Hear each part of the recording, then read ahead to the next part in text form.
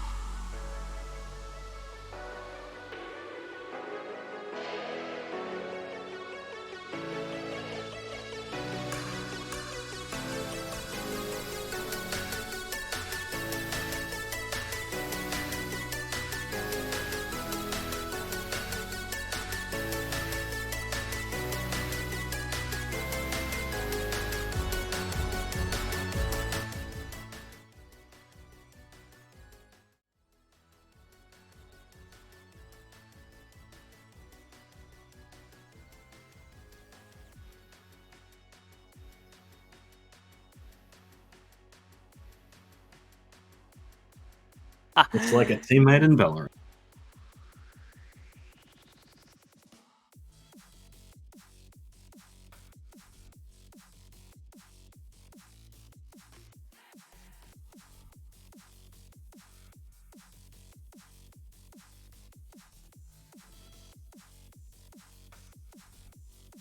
Having a few technical difficulties with my brain and with the stream, apparently.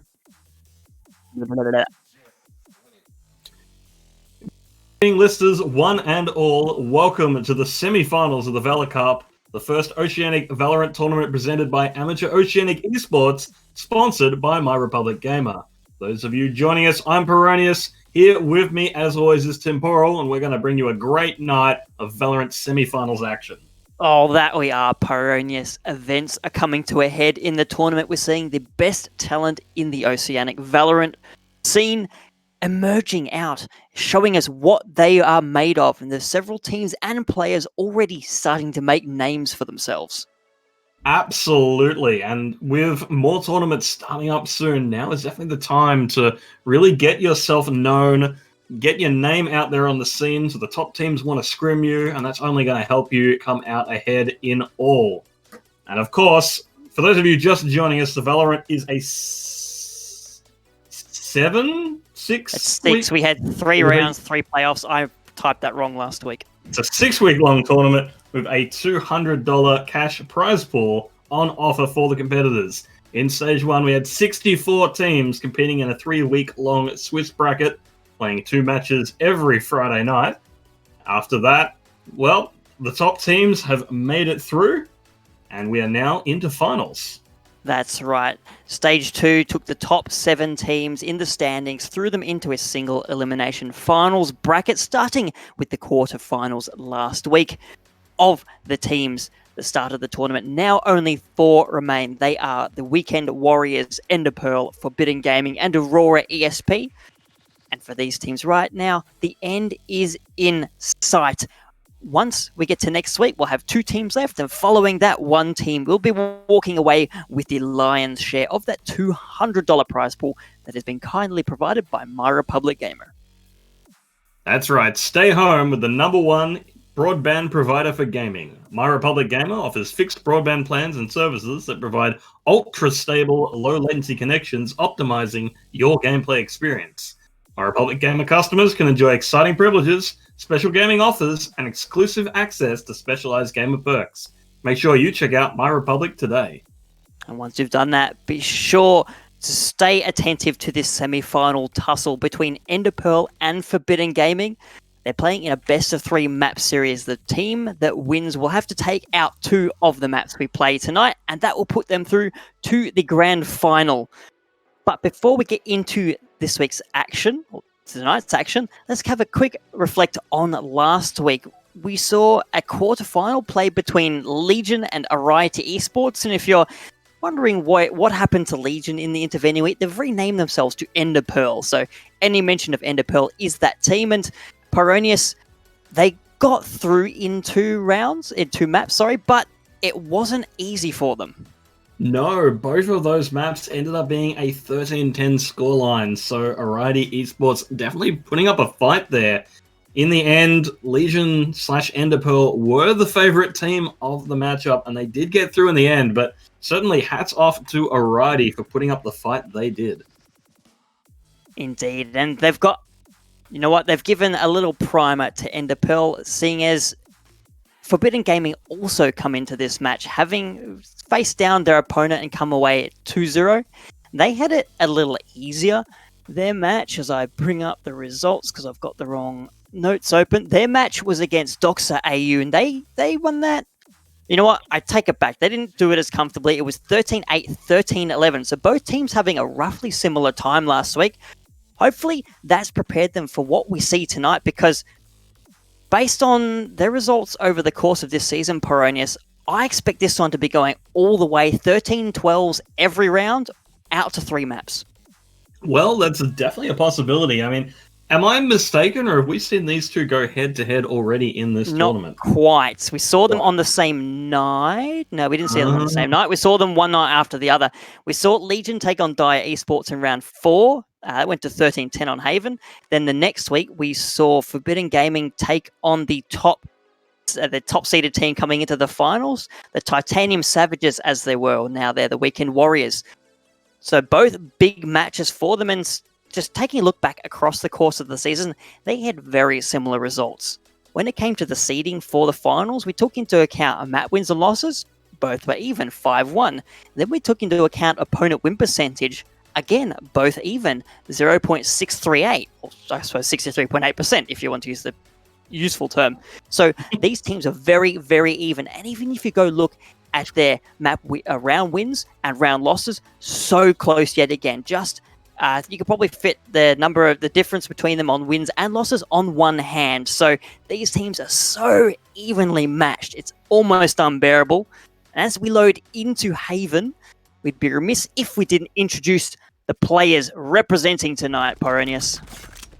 Absolutely. On Team Enderpearl, we are looking at Fate, Azuliate, Illu, Jars, and Struct on the Omen. For the members of Forbidden Gaming, we've got Sunboy, Lance, Crow, Eris, and KFC. Oh, some big names there. We'll just remind everyone that Enderpearl will be on the left of screen, starting on the defense. It will be Forbidden Gaming starting on the right. And if you're looking at Enderpearl, you can't go past Illu. Currently sitting on the Jet, has been an absolute monster in the tournament so far. Absolutely. We saw some incredible plays from them in the last couple of weeks. They've been really devastating, especially on the Omen previously, but they'll be going over to Jet now with Struck taking up the Omen role instead. First round is underway, and we're going to have a push. Looks like it will be the fairly standard opening pistol round of pushing onto A, and we're seeing a quick rotate from the defense to get 3 people on that side. Legion want to be a little wary. In last week, they faced 4 pistol rounds. They only came out best on one of them. Whereas, from what we've seen in Forbidden Gaming, in that match they took against Titanium Savages, they won both the pistol rounds. And taking both those rounds against the best team in the competition is a really good sign and a really good way to get the ball rolling in a match. It's actually turning into a really slow push, which has actually prevented the rotation. We've seen Jars actually rotate back to mid because they've only seen one player here from that A site. Most of the players taking it nice and easy. It means that the rotation hasn't come through. When they do finally pounce on this one, they'll have an opportunity to overwhelm the site defenders quickly before reinforcements can arrive. And here comes the commit. Sunboy marching up. I mean, doesn't spot anyone out. Here's a couple of shots, but Eris opens up the account for Forbidden Gaming. The spike going down. The site is well covered, Pyronius. Now up to Enderpearl to make a re-engagement with 1 member down. Yeah, it's a 5v4 retake, not impossible in the pistol round. Illu opening things up there onto Somboy, evens things up. Healer down. Oh, nice spotting from Illu. Sits on the top of the Heaven balcony, spots out Crow.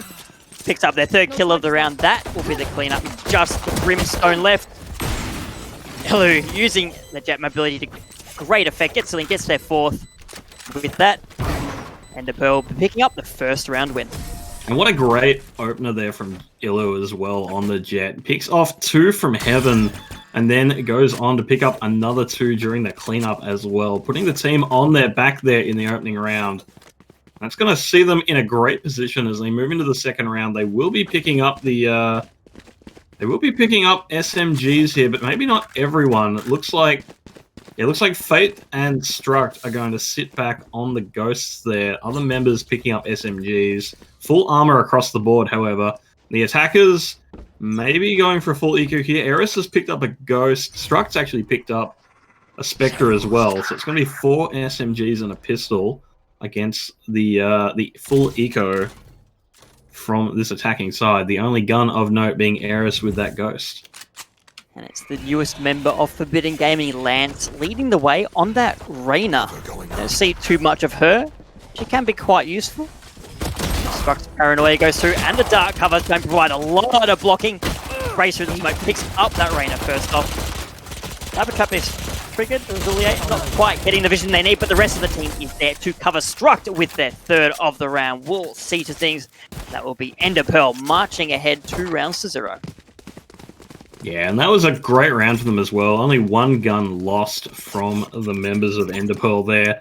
Didn't look like Jars was able to recover that SMG, but in the end, it's not a big deal. That said, it looks like they're actually not going to try and buy up into this third round, so it will be 5 SMGs onto the ARs that we're going to be seeing coming out from this Forbidden Gaming attack. This is going to be an opportunity for Forbidden Gaming to punish that. We'll see how it goes, though, because so far, Enderpearl have been really good at shutting these down. Indeed, and you have the advantage on defense. You can hold those tight corners and force the attackers to come to you if you want to. You don't have to take the long-range gun battles that will suit those ARs.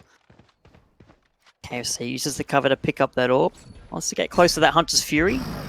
As we saw last week, a great diffuse denial tool if required.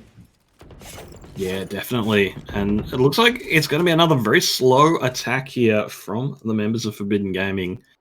They're just slowly clearing these angles. It's looking like going to be a hit on B, but still time to move it around. Recon arrow comes out onto C. That gets denied pretty quickly. So no intel actually picked up from that other than to someone on C, and here comes the hit through garage. Oh, that's going on. Ilu around into the attacker spawn. Has eyes on the spike and... Oh no. Oh, somebody was not expecting that. Ilu gets one, has to back out. The damage is done. The Jet going to get away with their life. It's a great opening play considering the gun disparity between these things. There goes Struct as well as Lance. That was a really nice leer from Lance, followed up brilliantly. The hit is going down on C. Lance picks up their second of the round. Azulier stuck behind. Can't really recontest, sitting in a slow orb. We'll see the Rainer pick up their third. Eris removes any chance of an ace, but hey, that's what you need as Forbidden Gaming. You don't need aces, you need round wins. The spike is down, is just Ilu left. Made a good impact at the start of the round, but now he's going to have to clutch it out, pick up another 4K. KFC is saying, nah, not having any of that.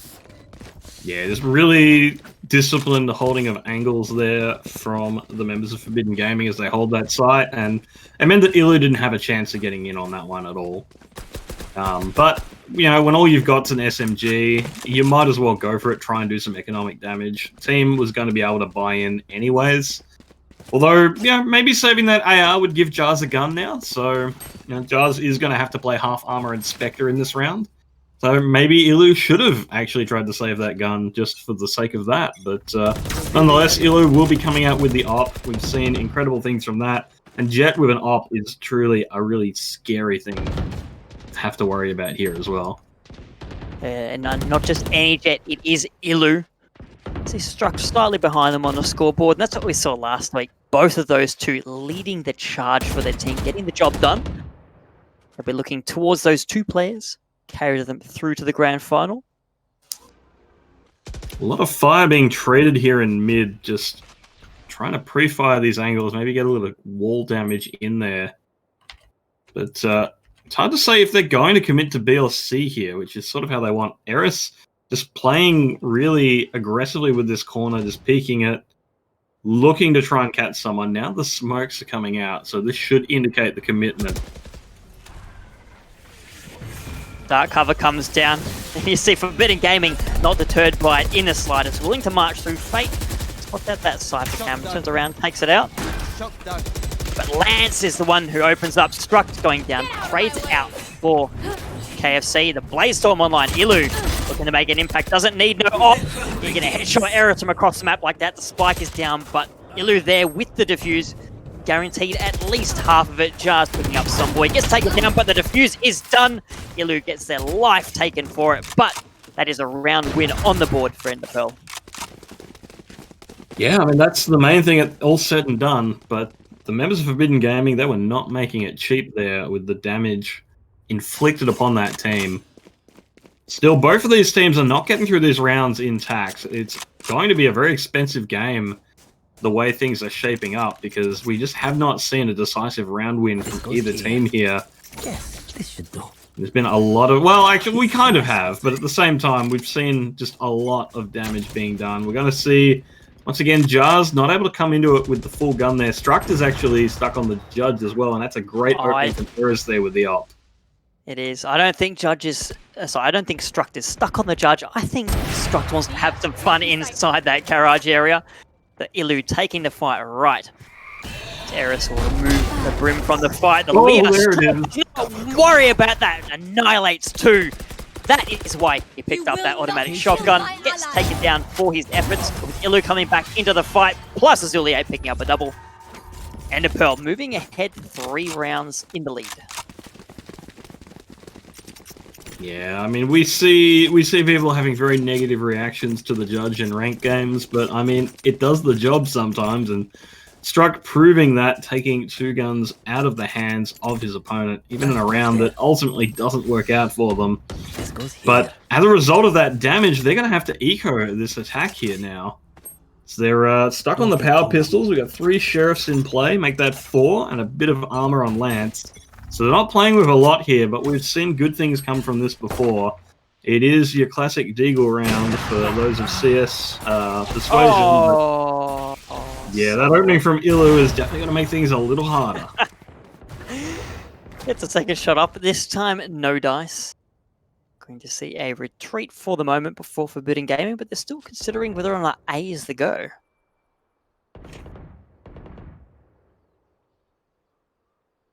Yeah, I think they're hoping maybe to bait out some aggression here from their opponents, but we just haven't seen it from them. They've been very patient and disciplined with these defenses, and it means that they just don't have opportunity to get caught out on the rotate.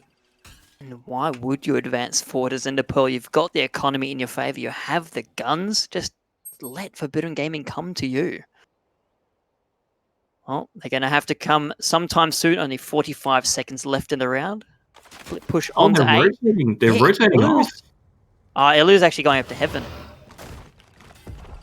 So it might be Illu's very rotating to difficult heaven. to contest. That's a nice smoke. Oh no.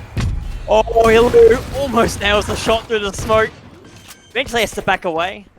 Seeing some repositioning coming through. Struck there in support. The spike going down, but Fate, no! Tries to deny it, gets taken down for the efforts, but enough has been done. Eris plugging away. Will be followed up by Struck taking 2 down. That will see the defuse coming through. Enderpearl extend their lead. Yeah, this is looking really good here for Enderpearl. They just in complete control of this map at the moment. It looks like they're going to give that over to Jars, just to get ult percentage towards that. They're playing with their food at this point. Get that ult percentage towards that Sage, get that res back online after it was committed. Why not?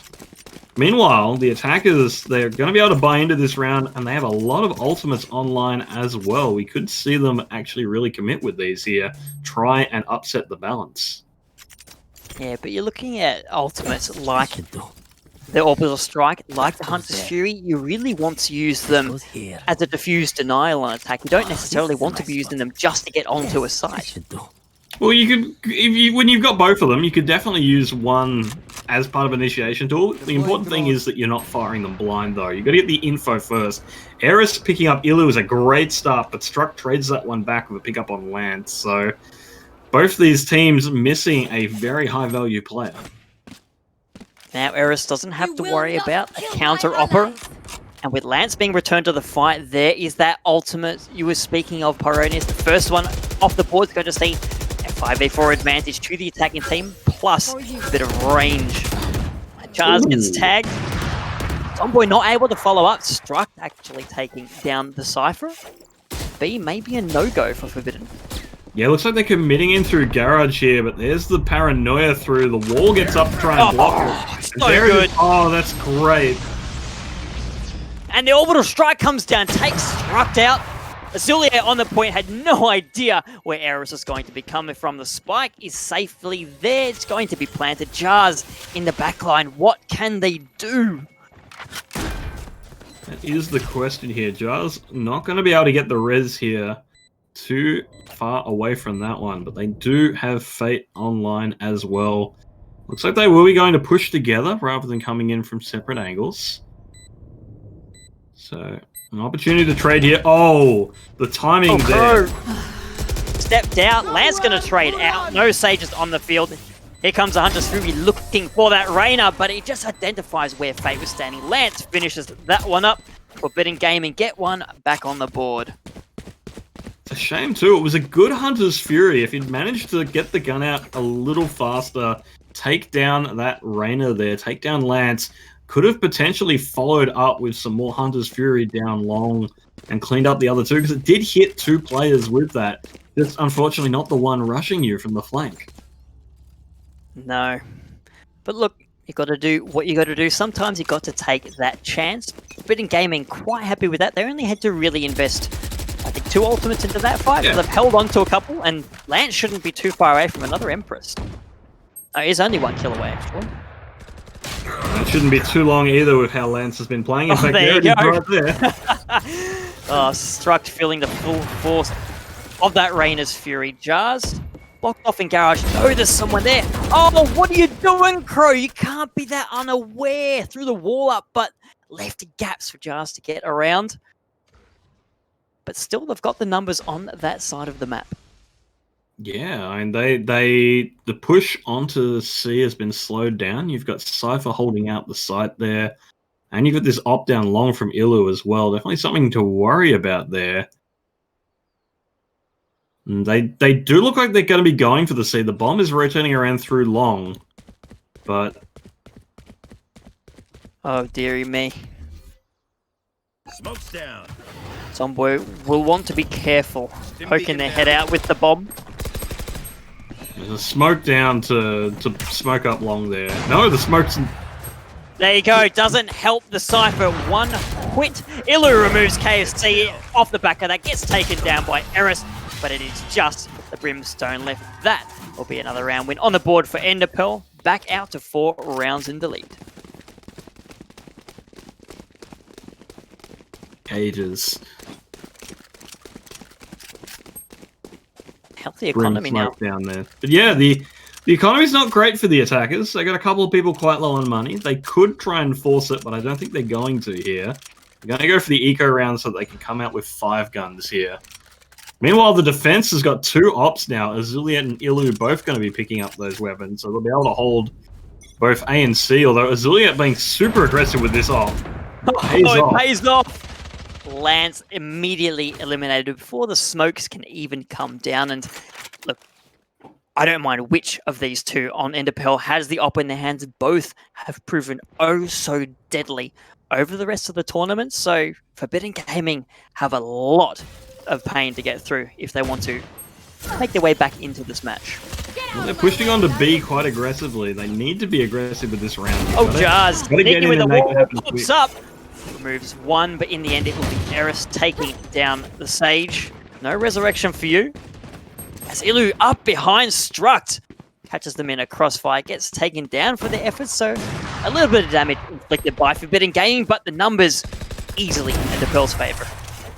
Look, I mean, 2 guns off the table isn't bad for an eco, but I'd really like to see the Forbidden Gaming be a bit more aggressive with these eco rounds. If you're going into that situation where you're really down on the firepower, you need to overwhelm one site quickly. Make it a 5v2 there, and let your numbers make up for the firepower disadvantage.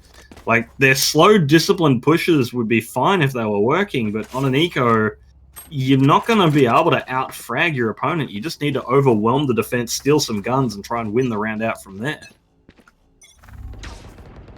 They've got a little bit in their hands this time. Ilu suspects Eris might be there. The Brimstone backing off, not willing to take that fight just yet.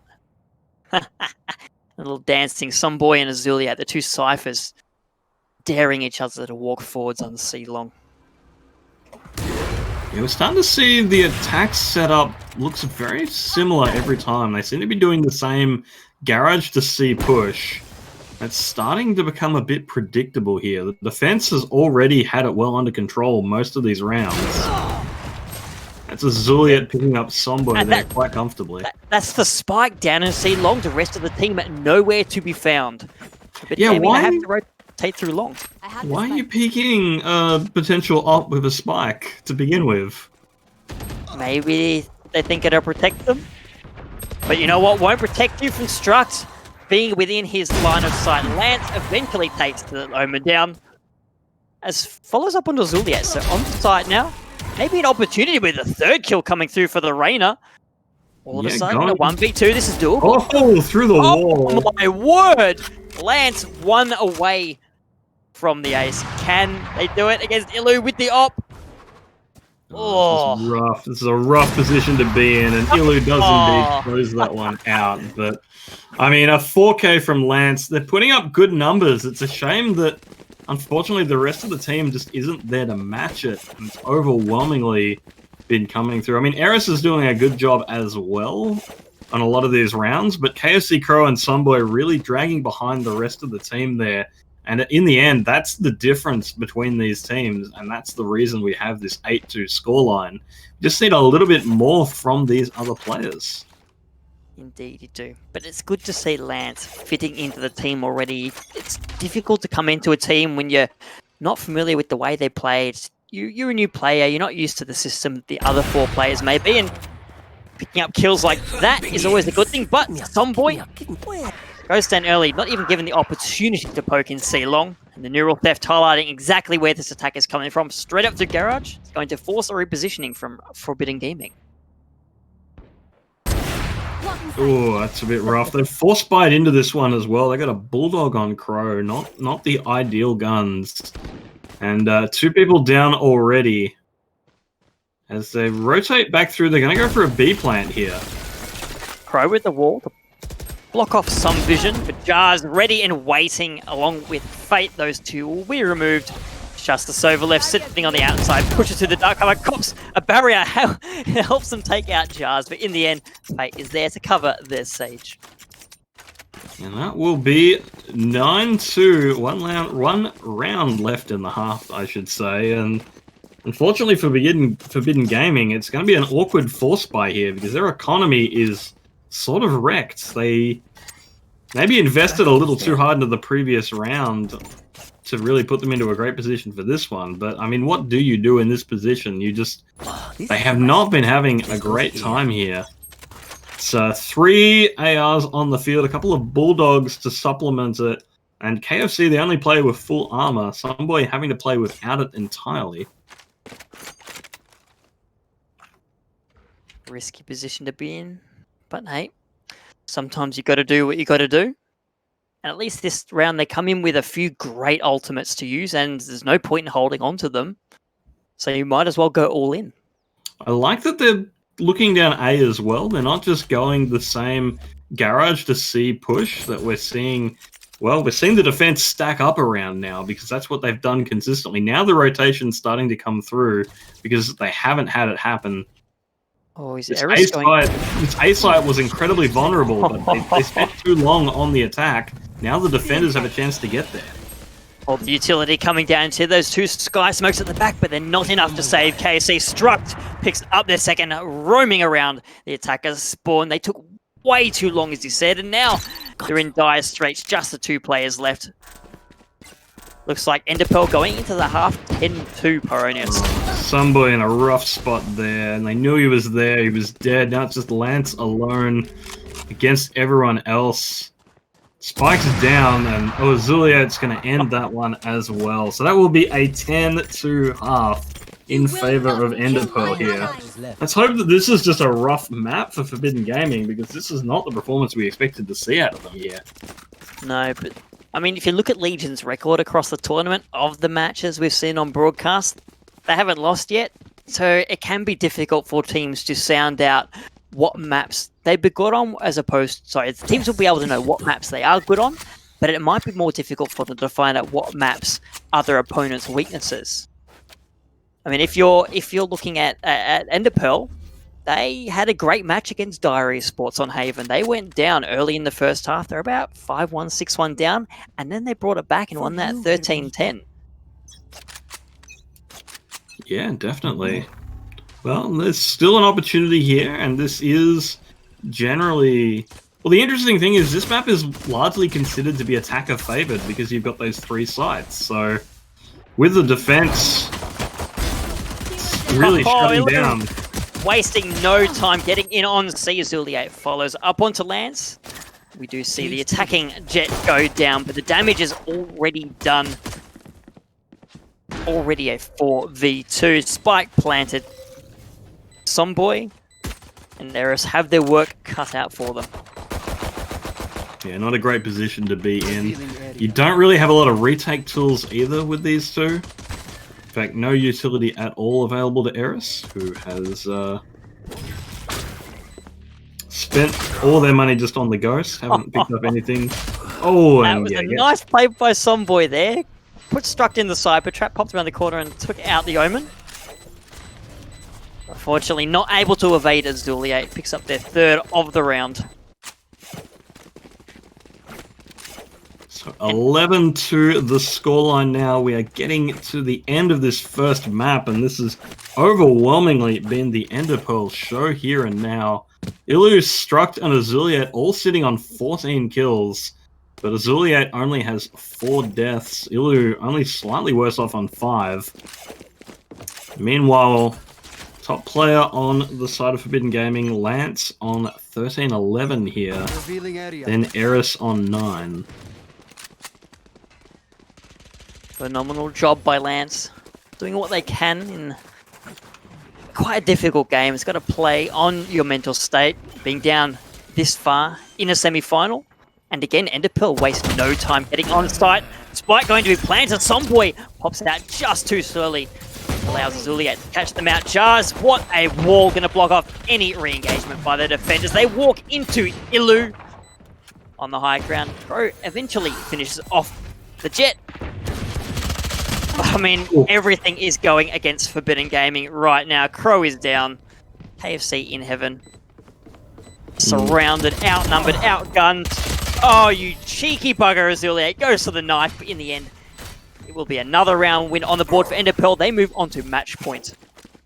That's right, match point here and now. Match point, map point, I should say. Map point, yeah, true. It is. It says match point up on the screen, but we do have some other maps to play after this one. At least one more.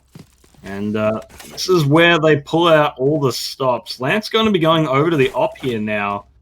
And everyone else picking up ARs. KFC going to have to go without armor. Everyone else on half armor there. Meanwhile, Ilu actually only picks up a Frenzy. Okay. In fact, Azuliate's going to come out with the AR. Everyone else running Spectres, and Ilu's saving for the op is actually just going to play with a Frenzy here. So there's an opportunity. Pop the Blade Storm. Yeah, Ilu not worrying about buying a weapon. Oh, yeah. Jumps over, pops KFC. How you doing, mate? Lance and Eris come back in, get a couple of kills of their own, but the spike is down now. All pressure on Forbidden Gaming. They cannot afford a single misstep. They need to get the spike diffused to stay in this map. Yeah, they're starting to converge on here. They've got an opportunity. They've got numbers superiority. There's Ilu down as well. That's a big pickup. The rest of Enderpearl actually hiding off point. They pop in on the side. Jars finds one, immediately removed on the fight by Crow and Azuliate. Doing their best, but in the end will be taken out. Forbidden Gaming staying alive for the moment, but it was quite costly for them. Yeah, definitely. I mean, they're going to get through the end of this one with the op, sure, but they've lost all the other guns except for Crow's Vandal, which means they're not really in a great position economically. They can't buy ARs for the whole team here. And, well, I mean, it's still map point against them. They may have picked up a round there, but they need to do another 10 if they want to come out in this one on top. Not exactly an easy task. Meanwhile, full ARs and armor coming out from the attacking side here. And it looks like we're going with a Guardian, a Spectre, and a Judge as our gun lineup here for the defense. They're going to have to dip into some forbidden knowledge if they're going to make their way back into this map. But you know what? I believe anything is possible with dark magic. Ilu getting the first kill onto Eris. Not best of starts of the defense. Spots out Crow. I mean, Ilu already doesn't have the spike, but hey, you don't need the spike when you're eliminating all the defenders single-handedly. Yeah, Lance playing very aggressively with this op here, but it doesn't pay off. They don't land the proper shot. That said, they get Ilu out, and that's Jars. So here's the payback. Unfortunately, they don't have much health left, and they haven't been able to eat some of these bodies to get it back. I know And you see that Crow is already down, so no healing coming through. Somboy still alive, picks up a. So he has the judge in hand. And with 2 attackers remaining. Legion is a good chance of taking out the round here and now. You hear the spike going critical. Can Someboy get in? No, Struct will finish off the Cypher. That will see Legion taking Haven in a blisteringly fast 13-3. Yeah, I mean, we were talking before the game that this should be a very, very tight matchup between these two teams, but at least based on that map of Haven, it was anything but. Enderpearl running roughshod over their opponents here. Incredible performances there from Ilu, Struct, and Azuliate. All three of them putting up very comparable numbers. And then Jars and Fate still putting up good performances of their own to round off the side. And on Forbidden Gaming, I mean, Lance was the only real standout performer, the only one who actually had a positive KD at the end of that. The rest of the team really struggling in that one against this Enderpearl roster. I mean, and that's just a sign of how good Lance is. They'll likely have to put the rest of the team on their back and carry them through on this next map, whether it's on the scoreboard or just with a nice positive mentality, saying, look, guys, yeah, it's hard, but it is doable. We can stay in this, go on to the grand final, because we want our share of that $200 prize pool. Yeah, absolutely. It's really been a tight matchup, and definitely the members of Forbidden Gaming here really struggling in what's going on right now. One map down, and I mean they do have the choice of the next map. The question is, where do you take this one? Well, if we look, I think I said we look back at the season. Legion has played Ascent twice. They've won that both times. Honestly, I don't know. It's Forbidden Gaming. I mean, yeah, the only knowledge we have prior coming into this is that they had played on Bind against the Titanium Savages, aka Weekend Warriors. They lost that match, but they were the only team to take Weekend Warriors to double digits in a round. So maybe that's the play there. Maybe they are really good at Bind. They just came up against an even more superior opponent that day. Maybe that's where they start their comeback. Yeah, I mean, Bind could be the play. We're going to be having a bit of a delay here before we get into the second map. Just the teams are requesting to potentially reschedule the rest of the match due to some weather conditions that are affecting some of the players' internet. So we'll have to wait for the outcome for that one before we see what's going on here. So we'll have a bit of time in the meanwhile to really dig into what's going on here. Oh, we can dig into this. So, I mean, what else is there to say? Enderpearl, they've got the right setups and they've got the players that can pop off. When they had an op on C, an op on A as Forbidden Gaming, what do you do in that situation? Yeah, well, apparently the answer to that, at least from them, was push Garage almost every round, which, I mean, I understand it, because certainly if you've got an Ilu holding those angles on A, especially pushing up on a long start of the round to get that early intel, which a lot of the time they were doing, you don't really want to step out there and risk getting clipped off by the op there, which means that's A completely much locked out. Then the choice between B and C, I mean, B side is horrible to try and hold on to because of all the angles there. So they're kind of forced to go into this Garage to C, or sometimes Garage to B push. But at the same time, it makes them really predictable. The defense knows where they're coming through, knows what to expect, and already has everything they need in place to shut down these pushes. And that's exactly what they did over and over again. This is just a really rough map once you get controlled like that. I mean, it is, as I was sort of saying, a lot of people do consider it slightly attacker focused, because you've got the 3 sites. It can be a really long rotate to get around if you're from one side to the other, but once you've got players that are good enough to just lock down these long angles like C long and A long, and people aren't willing to take the 1v1s there to try and open up those angles, suddenly the map gets very tight and claustrophobic for the offense there.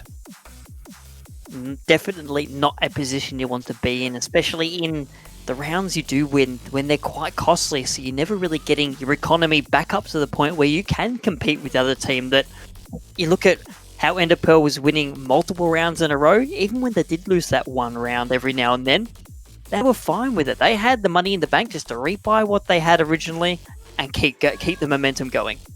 Yeah, I mean, they cruised through this matchup. There was really just nothing there to ever threaten them. The rounds that they lost were few and far between. You know, they never had of the 3 rounds that Forbidden Gaming picked up, none of them were near each other even remotely, so there was never an impact on the economy there, which means Enderpearl, they were never threatened. They always had the tools they needed, and in the end, some rounds you just get unlucky. The opponent gets some good entry frags, gets lucky, takes out a key player, but in the end, that's all it really was, and Enderpearl absolutely controlled this one. Indeed, they do.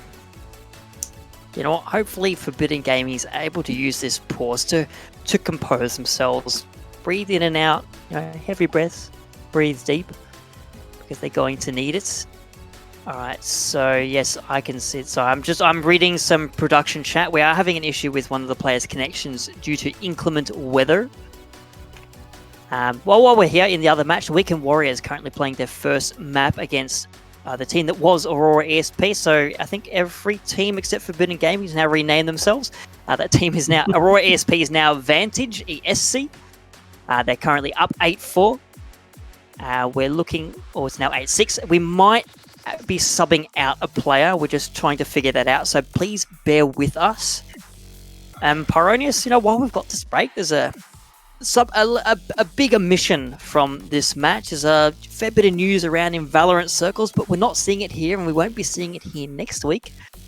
And I'm not talking about Viper this time. It is Killjoy. Yeah, Killjoy newly added to the game, but for the sake of competitive integrity, not added into things halfway through, which is fine. But I mean, so far we've seen her. At least I've had an opportunity to see her in some scrims. As well as in one of my ranked games already, because apparently people are just buying access to her, and she is pretty interesting. Her nanobot field is really quite disgusting when played properly. The fact that you can stick 2 of them on top of a spike after you've planted it and go and hide somewhere and just look across the map, and when you hear the defuse, you press the button, it fires off one of them, people have to get off the spike or die, and then when they start to defuse again, you just activate the second one. And I mean, I think you can shoot and kill those things, but when it's hidden inside the spike, you don't even see it. And it's pretty horrible as someone who was on the receiving end of that whole double field failing to defuse thing. It's not the most interactive experience, let me tell you that one. Well, there you go. The advice there is just buy the agent. If you can't beat him, join him and line Riot's pockets while you're at it. Or maybe that was their plan after the whole time. I mean, it can be shut down by just killing her. So, just kill her forehead, and then you don't have to deal with all those techs there.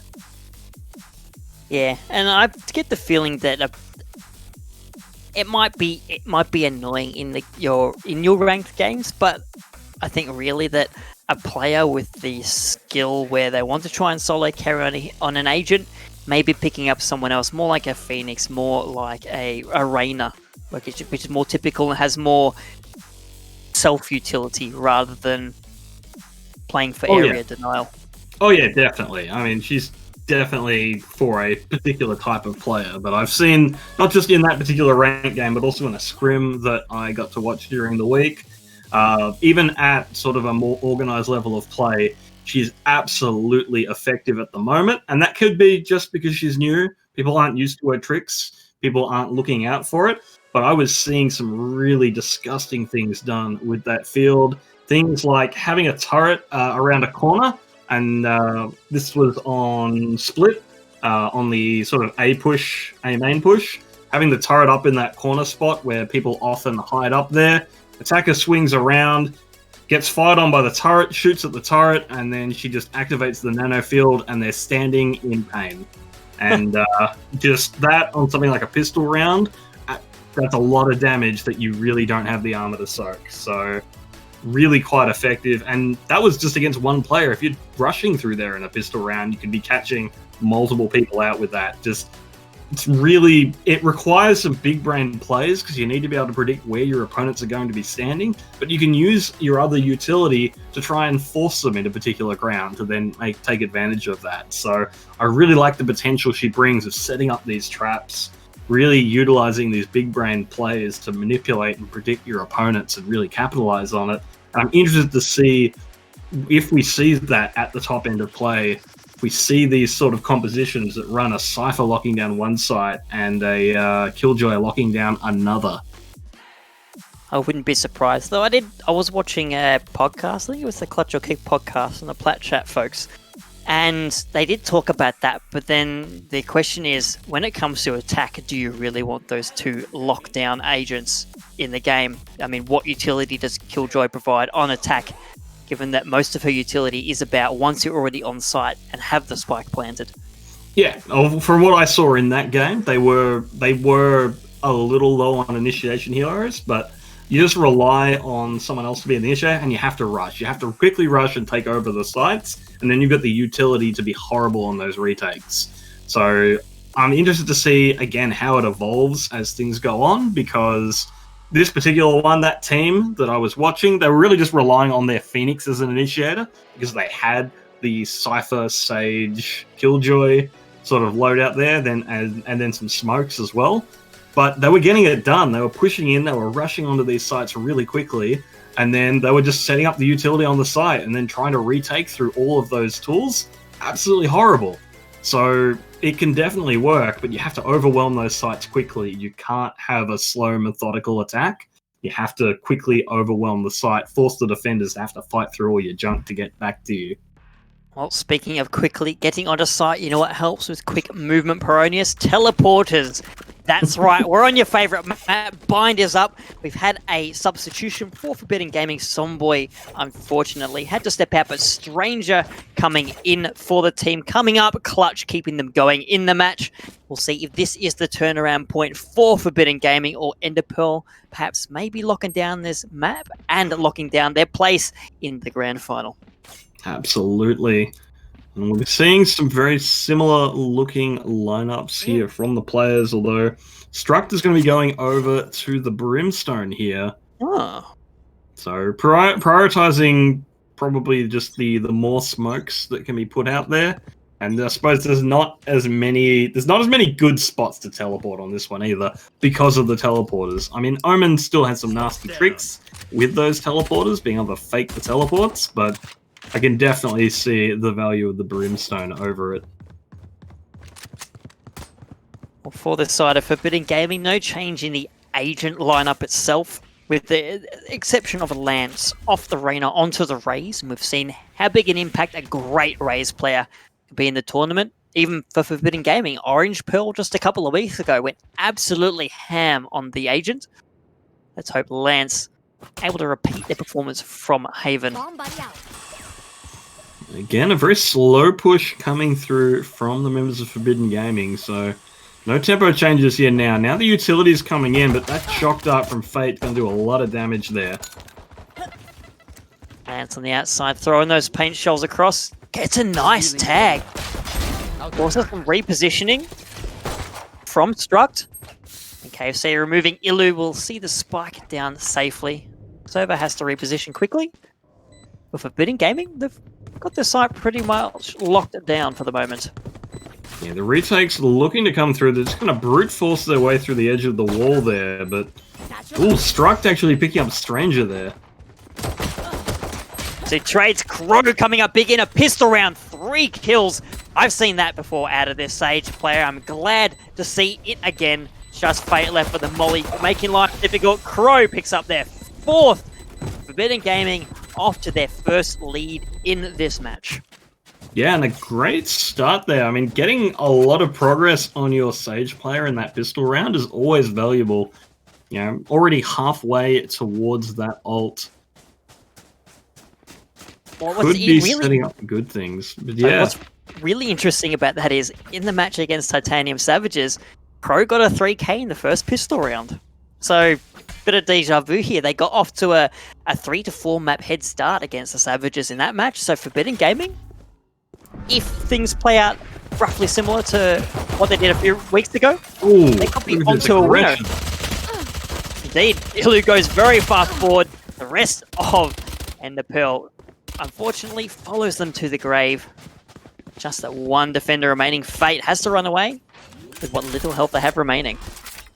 Yeah, he's going to get the orb. There's not really much he's going to be able to do with a shorty there, but even though it didn't work out, this is what you like to see out of those ecos. When you're in a position where you just don't have the firepower, you just need to stack up somewhere, be aggressive, try and get lucky, get some guns, and maybe steal the round. If not, get it over quickly. And it's exactly what they do here. Unfortunately, they aren't able to get the damage through, and Fate's just going to get caught out here. That shorty, not so useful against Spectres. Stranger, welcome to the match, mate. Good to have you with us. Here's a free Sova. Absolutely. Now we're heading into the third round, the first traditionally actual gun round here. We'll see how much they're going to buy up here. We've got Crow pulling out the AR. Looks like the rest of the team might stick on the Spectres.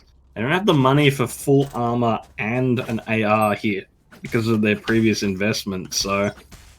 Here. Similar to what we saw out of Legion at the start of the last match. Our last map. Yeah. So they're going straight up for a B. Oh, that's going to be rough too, because that is a difficult site to attack with the Cypher and Sage there. A lot of utility to really slow down this push into it, give the time for the rest of the defenders to rotate, but here comes the push. Oh, Jazz may have just put a slow up on themselves there. Ooh, That's got a Hoyt, but Azulia in the box, removing KFC. Crow finding the Cypher in the end. There you go, nice wall by Jazz. Not so stymied by their own slow up. Oh, actually, sorry, my mistake. Eris takes down the Sage on top of the wall. Almost a good effort. Struct, not expecting Stranger to be coming from behind. Forbidden Gaming in control. Just 2 Enderpearl players left for the re-engage. Can they do it, Poronius? They're going to shoot through. Crow picks up 1, but is traded back, and Fate picks up 2 there now. Very low health, though. Indeed. Plenty of utility left for Stranger. And a couple of trap wires left. Eris also got plenty of line of sight. Takes down the Sova. That will be 3 on the trot for Forbidden Gaming. A much better map so far. Yeah, they've already equaled their last map round count. Absolutely, and sometimes it really is just hard to get back into that game. I mean, when you're having a bad game, one of your players is having connection issues as well. It muddies the waters. Suddenly, everything that goes wrong is just, oh, well, such and such is having huge packet loss, so that's why we lost. It means they're not really able to properly get their heads in the game. Now we're seeing a completely different roster here now. They're back in this game. They're looking alive. And the defenders are going to have to eco this one with the power pistols once more. So this should be a 4th round. They've stacked up around B. Let's see how it works out, because these angles are looking really nasty to push into. They're not ready for it. Jazz playing that sneaky Sage with the shorty in hand. Oh, Ilu with the no. show. Oh, KFC walked too far forward to throw out the owl drone. Struct finishing off Crow. Gonna retrieve a Phantom for their efforts. Well, that's a nice paint shell, removing Jazz from the fight. Aerith around towards A, followed up by Lance and the friendly Brimstone. It's going to be the second A push of the match. With Fate going down, you're going to see the spike be planted quite easily. Now, will be some guns donated over to Struct and Azulia. We'll see if they even try to go for this retake here. Looks like no, they're going to be just fortifying the site, and they want to hold on to these guns. Their economy's not in a great position. Rather than trying to push in a 2v3, they just want to save these weapons, and I think that is the right call here. Indeed, you're looking at a big fat 0 in your scoreline. You need all the help you can get. It means giving up a round, and you know what? They're coming out of this round better than they went into the round, so exactly. It's a round win emotionally. Yeah, I mean, in an eco round, picking up 2 kills and getting away with the guns from it, That's a huge success. Absolutely, you're going to be happy with that one. And trying to go for the retake there when Struck's on 22 health, I don't like your chances. So definitely the right call here now. And they're going to get away with that one. They managed to do enough damage that the other team wasn't looking to hunt them down either. It was just too risky, could go either way. You have that hunting mission go the wrong way, and suddenly maybe the round is in jeopardy. So both teams erring on the side of caution there. I think the right call from both of them. Now we see another proper gun round on play. Ilu's got the op out, and they're going to be playing that from A showers, so that could be a really unexpected aggressive angle. We've seen that Ilu likes to get very aggro with that op. You can get away with it on Jet. Well, they've scrimped and saved, Deploying put drone. every penny they have towards it, so you want that to pay off big time, not be given up quite cheaply. The Forbidden Gaming currently biding their time, allowing the defensive utility to be used for the moment. Yeah, I mean, we've seen this. This does seem to be their style. They go for these very slow, methodical pushes. They're checking the corners. They haven't committed to either site here yet. You probably imagine them committing to A if they can get some decent recon, because that B site is really stacked up. Looks like they are going their way. Lance doing a good job, being a nuisance and giving Enderpearl the impression that they might be going for B, because that's a lot of utility invested just to stop this Raze who's firing blindly into a box. Yeah, now we have the hit pushing up A short. Ilu's not in position to stop that one, but the rotate will be quick once they come down onto it. Oh, it's been called. Seeing reinforcements rushing around back. The Hunter's Fury from Fate. Oh, spots out in the plant, I believe. It does, yeah. You're seeing the Stranger has to back off for the moment. Sport a little bit of time. Right, will be going down. Ilu on the high ground on the side, forced to jump down, not quite able to find a kill with that first shot. Digs through a hole in the wall as the rest of the barriers taken down in short order. There go, the barriers up again. Oh no, it's burnt down. Plenty of cloud cover, but the spike. Oh! Ilu whips out the Blade Storm, takes KFC out in the back line. Half the defuse, I think, has been done. But the Molotov going to deny any more progress from Enderpearl for the moment. Ilu goes down for a Lance, who picks up Struck. That will see Forbidden Gaming extend their lead out 5-0. Well, you suggested that Bind might be the map for Forbidden Gaming to take it to, and this is absolutely shown to be the case here. They're putting on a great performance. 5-0 the scoreline. It's still looking really good. A lot of money in the bank for these players, and things are looking a little dicey for Enderpearl, who they are going to be able to buy into this round, but not comfortably. It is a forced buy. Looks like it is going to be a bit of a mixed buy as well. Ilu's going to go for the Sheriff and Armored there, so hoping to take a gun off someone by the looks of it. And Azuliet with the op there on B long. That is going to be a great opening shot from Azuliet, though. Got the spike. Stranger cops a recon bolt for their efforts. You're not particularly worried if... Sorry, it wasn't the opposing Sober, it was the friendly Sober. KFC back into the fight. Pro built that up, the Resurrection, quite quickly, but hadn't really had any cause to use it so far. Yeah, I suppose that is the downside if you get the Resurrection super early, but no one in your team dies. Was it really worth it? Of course it was. It means you're winning. Always. Yeah. Looks like they're rotating over to an A push now, which is a little unfortunate because Ilu's actually in the process of rotating to B. So the defense caught a little out of guard here, but at the same time, Ilu's not had the best performance on this map. They've only got a Sheriff in this round as well. Now rotating back to A, the utilities come down. They have a strong idea where the hit's going to come in. There you go, and it comes. Crow finds Fate really early on the entry. Slower in the backline, forces Struck to back up. The orbital strike's going to be coming down, and maybe not. Ilu with the 2K. That Sheriff coming alive. Actually, here you go. The orbital strike comes down now. Will Eris get the spike down? Yes, not in the path of that giant laser beam. Picks up Jars, but with Crow down, there's no resurrection on the board for the attacking team. It's a 2v3, so Forbidden Gaming, they've got the spike down. Numbers not in their favor. Oh, I take that back. Stranger gets one. Ilu picks up their third with the Sheriff. Finally has an assault rifle in their hands. Cloudburst providing plenty of cover, as is the Cyber Cage. Ilu firing through. Oh, pops through the smoke. Eris taken down. That will see Enderpearl pick up their first round win. Just a casual Sheriff 4K. That's all. I like that. You have the Phantom. You go, you know what? I'm going to use the Sheriff. This one's better. I mean, let's face it. Ilu took down 3 people with the Sheriff before they could even get their hands on a gun, just because of where the fight was and the positioning of those players who died. Couldn't safely retrieve a gun until after taking down 3 people with it. I mean, at that point, like, you clearly don't need an AR. Just use the Sheriff forehead. Picks up the giant long Sheriff for this round. So back in action on their favorite gun. Finally, this might be the first round we see them quite evenly matched when it comes to the armory. This could be the turning point. Both teams in with the full ARs and op on either side. Eris is going to be opping for Forbidden Gaming once more. We saw them putting on some decent numbers on the previous map. And honestly, both of these teams looking very similar in economy as well after that one.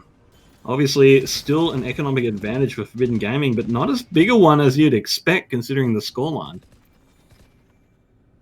As we've seen time and time again for Forbidden on this map, the calm, considered approach, but this time, that feint towards B may not be a feint at all. Yeah, they are stacking up to rotate there. Eris is just holding down the bathroom on A, and is going to now start the rotate as well. So this will definitely be the commit onto B. The question is, when will they pull this trigger? Zulier checking things out, seeing no one. Oh, look, there's a spy cam. There might be a Cypher here up in Hookah. Slow Orb going to slow any progress. Anyone coming from that direction. Zulier trapped in the box. The orbital strike coming down. Oh, the Cypher just gets away. The blasts in. Lance removing 2 from the fight. Crow goes down in the exchange. But the damage is done. The spike is going down. Incendiary going to be blocking off any approach from the back. Eris taking out Fate once it wears off. Lance sitting in the box, ready to pounce. Just finds a kill on the re-entry to the site. Cyber Cage going to make their progress a little more tricky, even with the stem beacon, helping them churn out the damage. Tense 3v2. That spike might be a little far. Trade's going down on the site. I don't think there's enough time for the defuse to come through anymore. Chaz takes the tag through the crate. In the end, Stranger able to get the better of the duel. Will not get away with their life. Ooh, maybe? Yeah, gets away. Okay, there you go. Doesn't quite go off. But yeah, that was always going to be a tough one because KFC had backed all the way off there on the Sova. They had the Hunter's Fury ready to go. So it was just going to be a case of if Stranger had lost that 1v1, if there had been enough time to attempt the defuse, Hunter's Fury comes out and denies that from happening. Which, of course, didn't need to be invested there, which means that is a tool that will sit in the arsenal. Speaking of arsenals, we're back to another power pistol round here for the members of Enderpearl, who, again, just don't have the money to come into this one with the full buy. I've seen them put in some great stuff with these pistols. KFC, on the other hand, not having any. Oh my word! Stranger was just the bait there. I thought the Cypher might have been. I was going to say something very inappropriate there, but you know what? There was a little element of fear hearing those 3 sheriffs plugging away at you, but when you've got the support from your team, everything is okay. Jars pokes around the outside, goes down to 1 health, has to heal themselves just to remain in the round. Oh dear. Okay, KFC does spot out where the Sage is sitting on that 4K right now. May not be able to pick up the ace, but the damage has been done. He's going to be hunting for it. You know he's going to be hunting for it. Honestly, the most disappointing thing here for the members of Forbidden Gaming is that KFC already had his ult. So all of these kills, this 4K, doesn't do anything for getting the ultimates online. It's great for picking up the round, don't get me wrong. They are now 7-1. Their economy is absolutely fantastic. But if they could change anything about that, it would be which player it was picking up those 4 kills. Maybe they did dip into some forbidden knowledge, as I suggested earlier, and unfortunately for them, the trade was they had to give up some boy's internet connection. Oh, that's a bit rough. Oh, hopefully that's not permanent. They just agreed to like a short time bargain with whatever eldritch powers that were there,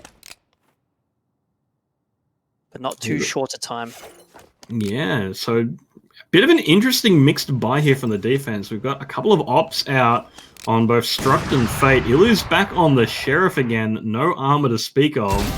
And, well, again, it doesn't seem to matter. Ilu not at all slowed down by not having what is conventionally considered the sort of gun you want to get things done in. Meanwhile, so, yeah, I mean,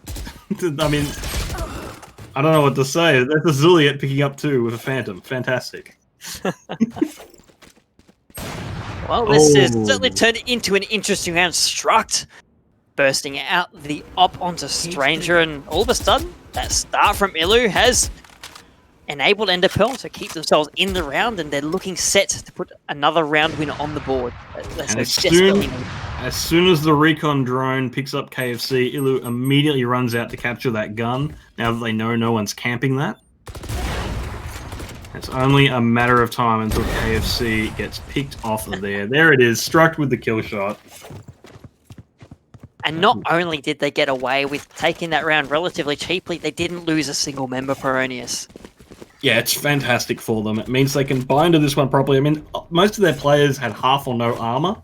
This is absolutely the sort of round win you want. Now they're able to invest in properly. They've still got the double op. Now they've got a couple of ARs as well. And it looks like Azuliet actually still going to be sitting on the half armor because they didn't take any damage last round, and it's going to cost a whole 1,000 to get the good armor, and it's fine. I don't hate the decision because it, you know, their economy is pretty weak still.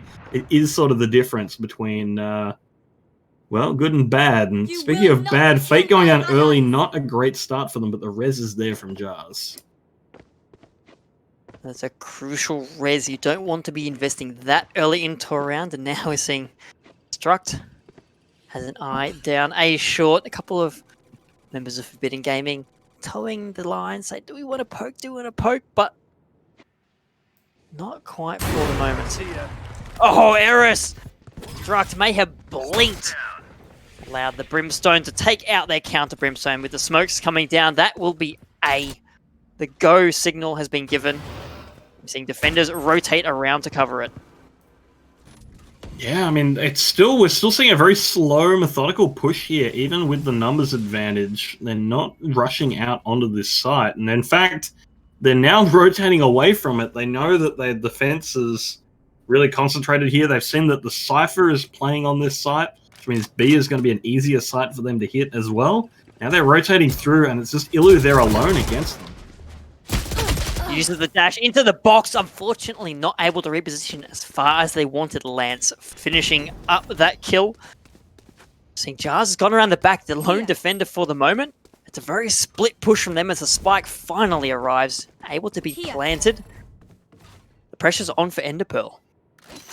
Yeah, and it almost could have been dangerous of how long they took to set that up. If they had some ultimates still online, if Struct was still alive and could just orbital strike there, interrupt the plant, that may have been it for the round.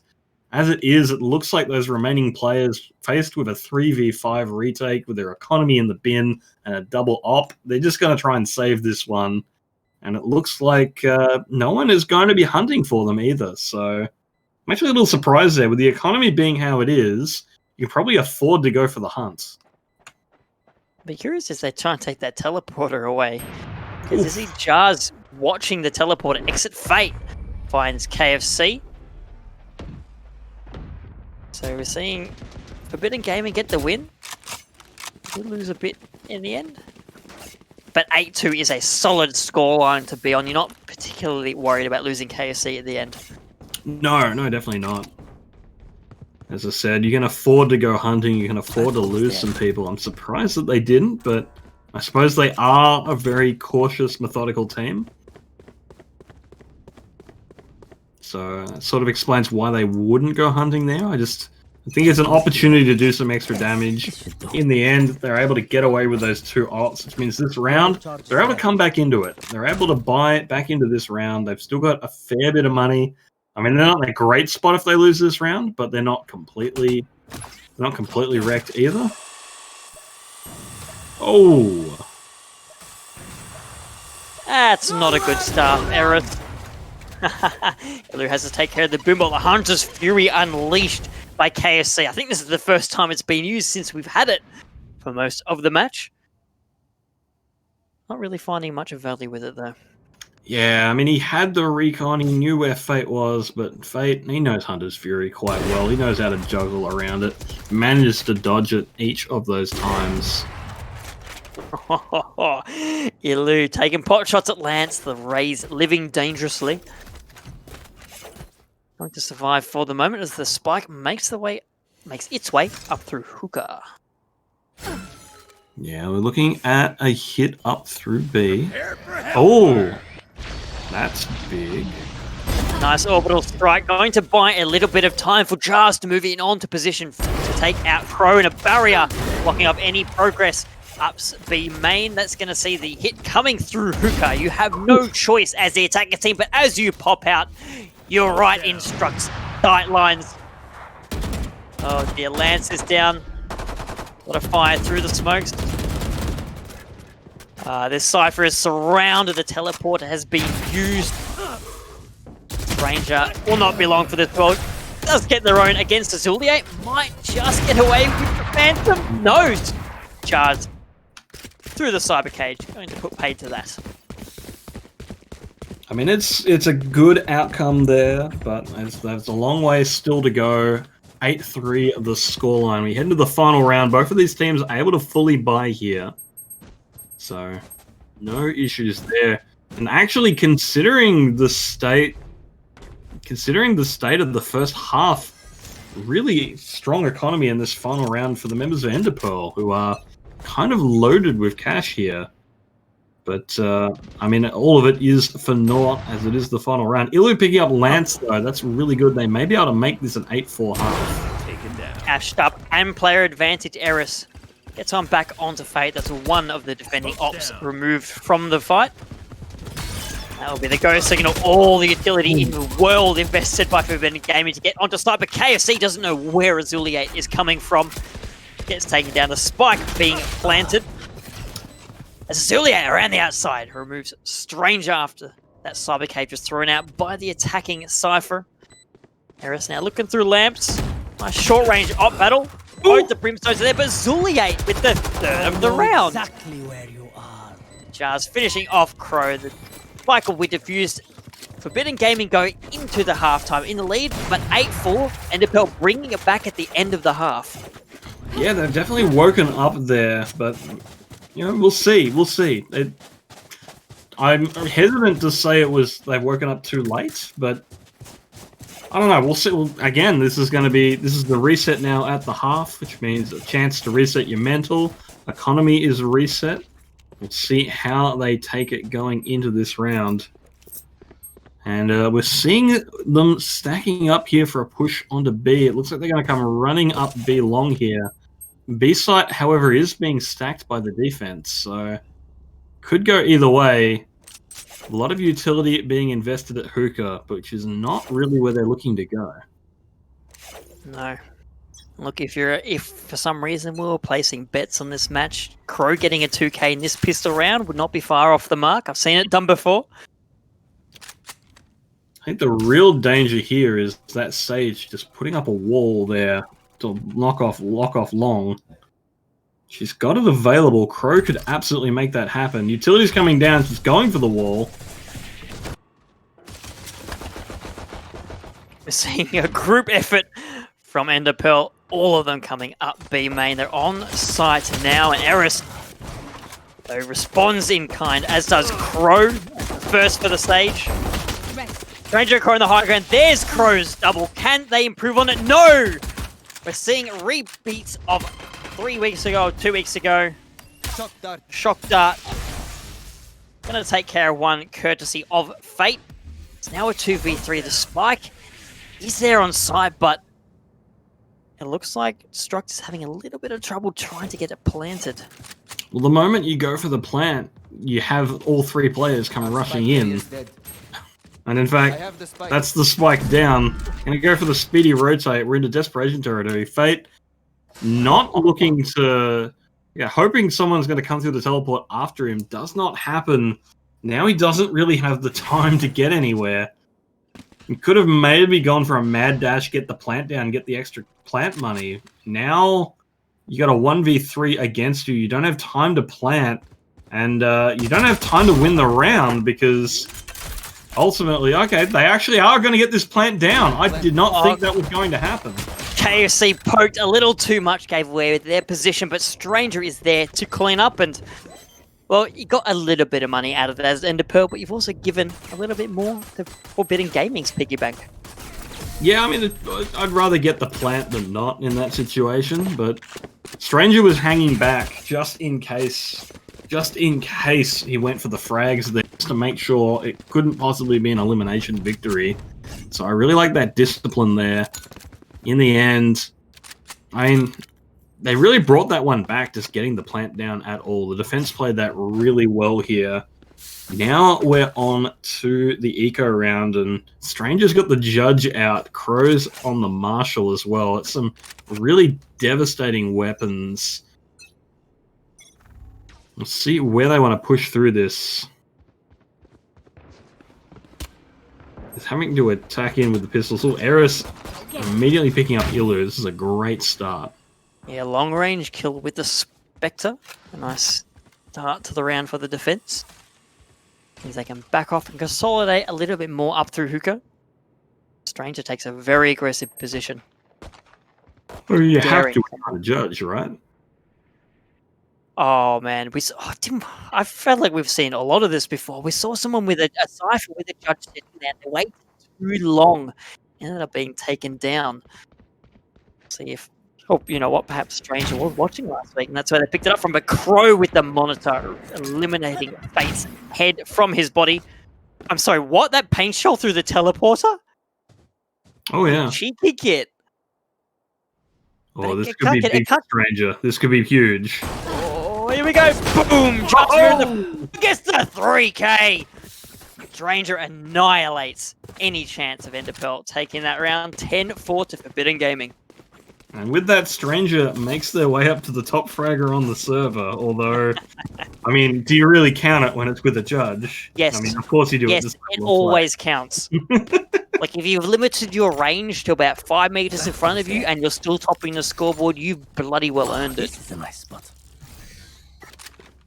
Are we going to hold Ilu's Sheriff against them? It's a piddly little gun. I mean, that's true, but the Sheriff is not quite as cheap as the judge is at times. Speaking of cheap, it looks like they're going to be sticking with this loadout here. They're not actually going to buy up to ARs for the 3rd round, so it's going to be Stranger on the judge once more, Crow with the marshal, and 3 Spectres again from the rest of the team. Lance not even going to refill their armor, so... And long rotations. We're seeing Eris going very aggressive out to where the spike is. I don't know if Fate knows. No, okay. Able to spot out the Brimstone. That could have been a nasty surprise for the Sova, though. Going to pick up the spike and, cops a bullet for their effort. Pro even in the odds. Removing Ilu from this approach. Enderpearl makes their way towards A. There goes the wall. They're looking for the plant, but Lance picks up 2 from behind, and the 3rd Jars is gone. They'll have their choice of weapons to upgrade to. Will we see another paint shell through the teleporter? Nope. But they are going to send us over through Stranger. Picks up 1 onto Fate. Just the defuse remains. Another round in the bag for Forbidden Gaming. Crow actually... Okay, there it is. I was going to say Crow not actually upgrading, but it's actually a Stranger who's going to stick with the judge here now, so surely not. Are they really going to? But they are. Why not stick with this judge? I mean, yeah, it's working. Judge in hookah is a hell of a deterrent, so they're going to stick with it here and now, working out quite well for them. It is now 11-4 as the members of Forbidden Gaming have run away with this second half, and Well, not a great position to be in. We've got the power pistols out once again for the members here of Enderpearl. So Ilu takes a peek up towards Hookah and says, nah, not with the two players waiting for me there. Okay, going back for more. We're seeing Crow getting very aggressive, looking to take that. Oh, it's actually a 2v2. And there you go. Crow cleans them both up. Doesn't even need the support from Stranger with the judge. Forbidden Gaming in a commanding position. Now they're looking forward to close the gaps on these remaining players. Exactly where Crow could be getting more here. Gets one, gets two. Oh my word, Crow really wanted that resurrection online. Both haste going hunting for the final kill. KFC. Okay, maybe willing to give the ace over to the stage. Just dancing around with the knife. There it is, Crow. First ace of the match. Nice to see ya. I mean, you've got to do it for your teammates at this point, right? That's like you've been stuck on stage duty for God knows how long. It's a gift. Thank you for providing the heals. Absolutely. And Stranger finally going to be moving off of... No. Okay, we briefly see them maybe cycle through some weapons, but it's straight back onto the... Okay, no, they are on a Marshall. It's just the scoreboard UI is showing the judge, but it lies because they're holding... No, they are holding a judge. Okay. Okay, I think they're juggling guns there. I think they've got the judge and they've got a Marshall on the ground where they can retrieve it. There's a boatload of utility in Hookah. Aldrone going to spot a bit of that out. No, gets caught in the trap wire. Oh yeah, you absolutely fly that into the trap wire to get rid of it. We tend to die. Crow getting aggressive. What's another ace? They're well on their way to it. Stranger's actually got about 3 guns there behind the box. It's got the Odin, the Judge, and a Phantom. Oh, there you go. Crow, their spree is finally shut down. 7 kills in. Jars a little jealous of the opposing Sage. Well, understandably so, but we're into a 3v3. Jars could make this a 3v4 if they can safely get a corpse. I'm a little worried about Azuliate's position. Is on A, but the spike is nowhere near the rest of their team. Heading up towards Hookah. So they brought Fate back into the fight, so a little ray of sunshine for Enderpearl. Now they've got the numbers advantage. It's just Stranger on the point. The judge is in hand. Boom! There goes Jars. Azuliate already traded out. Pops out of the cyber cage. Oh, gets the final kill onto the struck. That will see Forbidden Gaming leveling us up here on Bind. It is now 1 map apiece. Pyronius, we're going to the 3rd and deciding map.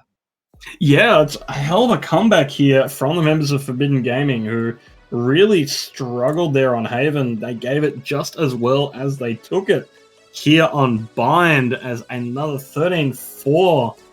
Another dominant performance here, and it really makes you wonder how that final map's going to go. I mean, we promised a close game in the earlies. It didn't look like it would be in Haven, but after Bind, how could you argue it's anything but? Well, there we go. Crow leading the way for Forbidden Gaming, able to overtake Stranger, so we don't have to get into any ethical debates about whether or not a judge counts. And, I mean, Crow, you earned that spot on the top of the scoreboard, that amazing ace in the second last round, even picking up the first 2 kills in the next round. And going back, we saw that 3k in the first pistol round, that 2k in the second pistol round. This Sage was annihilating the opposition. Absolutely, what a great performance there. But we're just going to go on a 5-minute break before we head into our final map. So stick around, you won't want to miss it.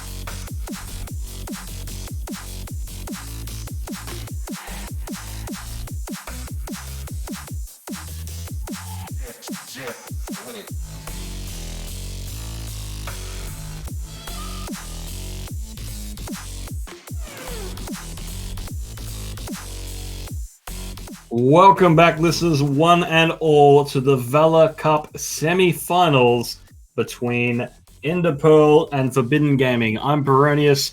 Joining me, as always, is Temporal, and we are heading into our final decisive map of the series as we go over to our tiebreaker on Ascent. And Ascent, I'm not particularly surprised Enderpearl chose this map. They've had great success on it so far in the tournament.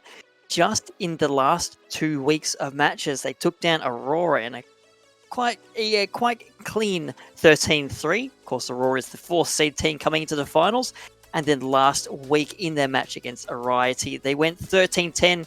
It was a bit of a struggle at times, but if you've got such a winning record on the map, you go for it because you've got no more fallback, and well, the fallback in this point is split, and we've only seen that Exactly. come at once in the tournament yet, and that was not pretty.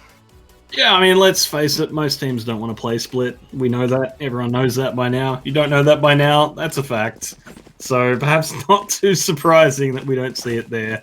I'm sure there's at least one team out there that has practiced the heck out of split so that they can take people there, but no, we'll be here on Ascent, and no changes to the player lineups, but a couple of changes to the heroes being played.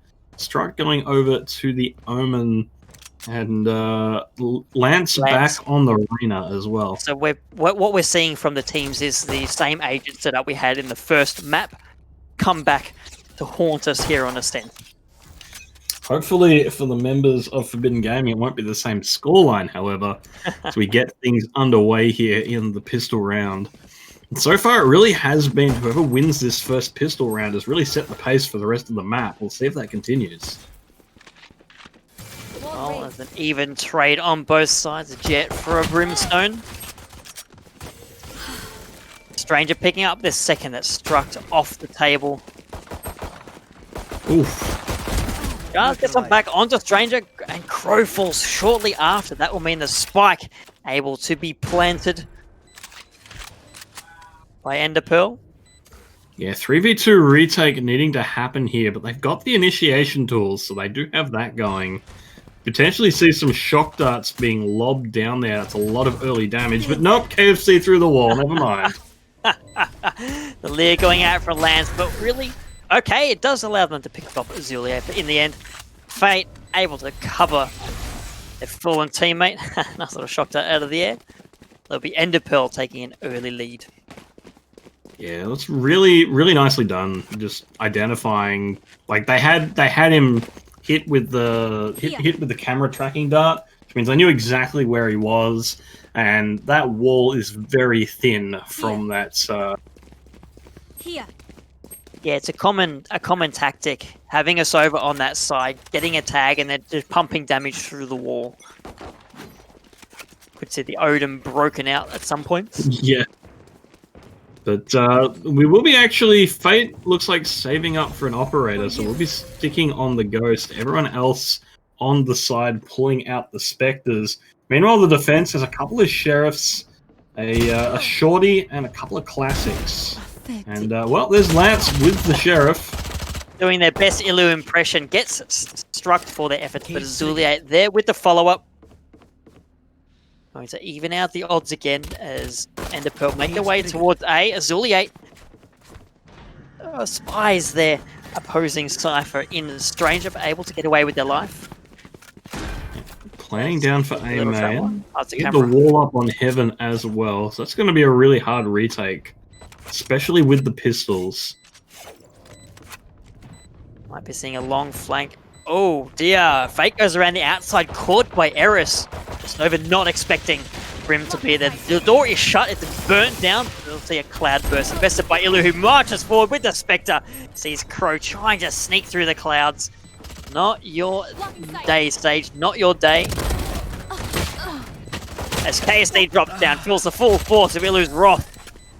Gets taken out for the efforts of Jars with the follow-up. We'll see Enderpearl, 2 on the trot. Yeah, not a bad round for them on the defense there. They didn't win it, but considering the difference in buys there, getting through it with only 2 people making it out there, it's not terrible. It's going to mean that these defenders here now... they're not investing. Interesting. Okay. I wouldn't be surprised if Illu maybe investing to a Sheriff. Not investing. Yeah, Structor's going to come out with the Sheriff here. We've got the ARs online for the defense. The attackers are actually... Okay, I think maybe they were expecting, because of the economy, that we're not seeing a full buy out of the defense. We are seeing them fall back. Okay, take Structor. Had their back to Azuliate, but the Cypher not quite quick enough to save their fellow Omen's life. In the end, it will be an even 1v1 in mid. Enderpearl has control of the area, so they'll be able to decide which way they want to go. Yeah, even trade on paper only though, is Ilu able to pick up a weapon from that one, now has the Phantom there. That's going to be a big boost to the attackers here. The defense is going to be spread that little bit further, more thinly spread out here. These trades definitely favor the attackers, so they can commit onto a site. And it looked like they were rotating towards B. Now they're actually backing out. They're going to go for A instead. And it looks like they're actually baiting the defense away from A at the same time. Stranger having to decide. Yeah, sitting back there in spawn, basically holding down mid passively there. But now the commitment's coming through. Yeah, Lance has to back off, gets a lead down, but the Cyber Trap going to cover the approach to A through that closable door. You can hear it rolling down now. And then again, another barrier into heaven. Forces a lot of utility to be invested just for Forbidden Gaming to get back onto the site. Enderpearl has it on lockdown. Whoa, Ilu in a rough spot there, but actually manages to get the kill on the KFC after taking a shock dart, very low on health. There you go, the Lear comes out just to cover the approach. The recon dart though, highlighting everyone sitting on heaven. Stranger manages to pick up a kill onto Fate. Lance specs to someone underneath, down in hell. Jars sitting in the corner takes down 2. In the end, it's a 1v1 Ilu v Lance, the 2 top fraggers from these teams. Ilu will get the drop on the Reyna in the middle of the diffusers. Enderpearl extended their lead. Ilu gives up their life for it, but 3-0 on the board for Enderpearl. Yeah, and that round, very, very good for Enderpearl. Not only did they win that round, but they won that round with an eco buy. They didn't fully buy into that round, so their economy was looking absolutely fantastic as a result. They're able to fully buy into this one, although they choose not to. Fate is just going to stick on the Spectre, but they know that their opponent's economy is absolutely shattered from that. They forced to be in that round, and now they're stuck on the power pistols. But we've seen stranger things happen. Hoping for a little Ilu-like magic coming out of the defending team. And when you've got said agent on an op, it could be very difficult to pull off. Eyeing down mid, daring anyone to pop their head out. Yeah, no one's going to be sticking their head out there, though. They know where their optimal range is. It's a bit of scouting information being picked up by Eris there. Tempting Fate jumping over the wall, but that will be the opening kill onto Lance there by Struct. That's the attack. Ooh, Crow. There you go. Ilu feeling a taste of their own medicine, copping that Sheriff through the wall. Zulia and Jars, though, snapping back, removing 2 of the defenders from the fights. Now a 4v2. Enderpearl, everything going in their favor so far. Yeah, I mean, it's rough when you manage to take someone down with the Sheriff, but you can't recover the weapon. Okay, see. Yeah, the paranoia blocking off any chance of anyone seeing anything. Crow sees the door shut and goes, oh, I'll just have to go the other way now. And with the Sheriff in hand, looks like they might be looking just to inflict as much damage as they can. Yeah, I mean, the only options here are try and get in, do some damage, or run out mid and hope that there's a gun there that they can recover. And, I mean, they got to assume that it's not going to be the operator. Now they've been spotted, maybe they just run out mid now. Maybe they just go to recover whatever gun they can. I mean, what is there to recover? The only attacker that died, as you said, is out in mid. Oh no, even if they go out, they're running into danger. Plugs away in the end. Jars putting paid to any hopes of Crow picking up anything from that round. 4 in a row for Enderpearl. Yeah, and this is the danger of it. We've seen this in both of our previous maps. The team that's got this early lead has just held onto it really strongly. Both of these teams struggled to reclaim that sort of position. We saw Enderpearl manage to eventually start to take it off Forbidden Gaming towards the end of the first half, but it happened so late that the half was still overwhelmingly in favor of Forbidden Gaming. And on the flip side, Enderpearl, once they had a dominant position in the series, they never gave it up. And That's something you really got to be worried about if you are Forbidden Gaming here, because you cannot afford that here. You just put out such a great performance on Bind. Surely you need to find a way back into this series. And they're hoping to do just that with this double op defense here. Heavy investment. Oh no, Ilu finding the first blow in this tussle. Removing Crow, and it's going to be no heals, no potential resurrection available at all for Forbidden Gaming. What you see in front of you is what they've got to go in with. Enderpearl a lot more to work with. Yeah, here comes the commitment hard and fast towards A. We see Stranger lurking there. Picks up one. Oh, gets interrupted channeling the ults. Eris on the high ground, taking pot shots through the thin barrier. Ilu return to the fight in the midst of the spike being planted. All 5 members of Enderpearl ready to defend the spike here. Is that Ilu on the high ground? No, that's sorry, that's Struct. Very high in the air. Yeah, and sure enough, with the 5v3 retake, a pair of ups in hand, you just back off and save here. You're not going to be able to take that one back. It's looking to preserve these weapons. They don't have the money to lose them here. The hunting party is coming, and they are getting very close to KFC here. Oh. That's one. There you go. Ends up trading out. Wow. Okay, so Forbidden Gaming? I mean, at this point, you take what you can get. A couple of post-detonation kills. Better than nothing. Yeah, I mean, the economy of Enderpearl is so strong that any damage they can inflict is good. The important thing is both of their ops made it through into the round. KFC, unfortunately, did have to give up their life for it, but losing a Phantom to save 2 ops, absolutely worthwhile here. Still, they need to make something happen with these ops here.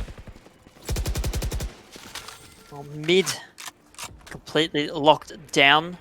Smoke on all 4 entry points. No one willing to poke their heads out just yet. Recon drones passing each other in the night. So, friendly little hello. That was a very unfriendly Mr. Eris. Please apologise to Azulier after taking the Cypher's life away. Actually, no, you don't have to. It's competition. All fair game. That's the opening they need here. And we're going to see, as a result from that, an investment there. Ilu pulling out the...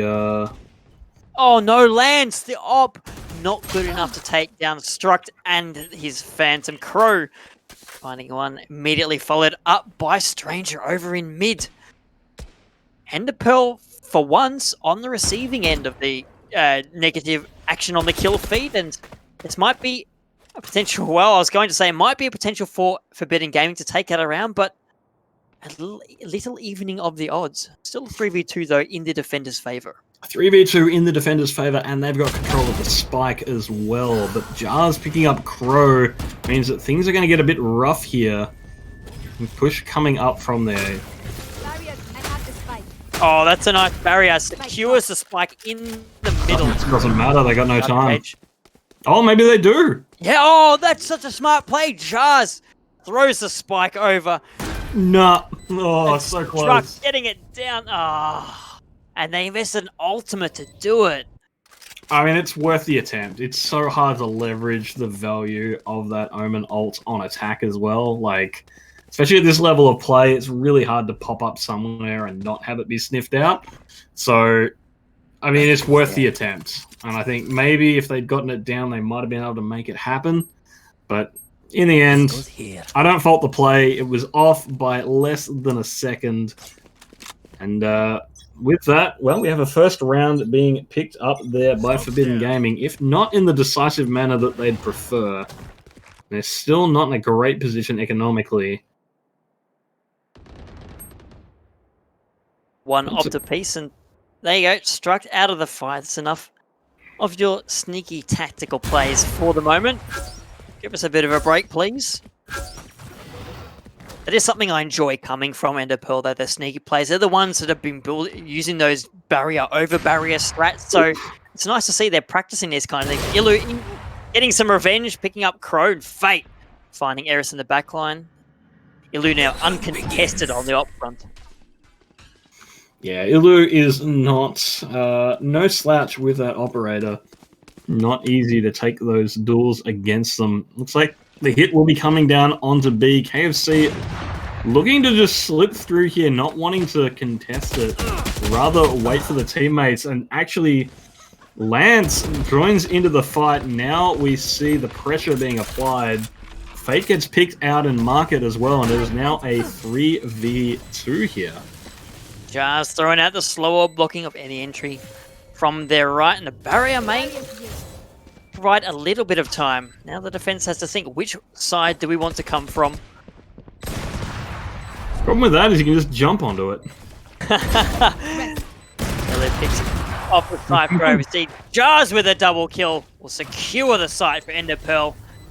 They're not allowing Forbidden Gaming any sort of momentum.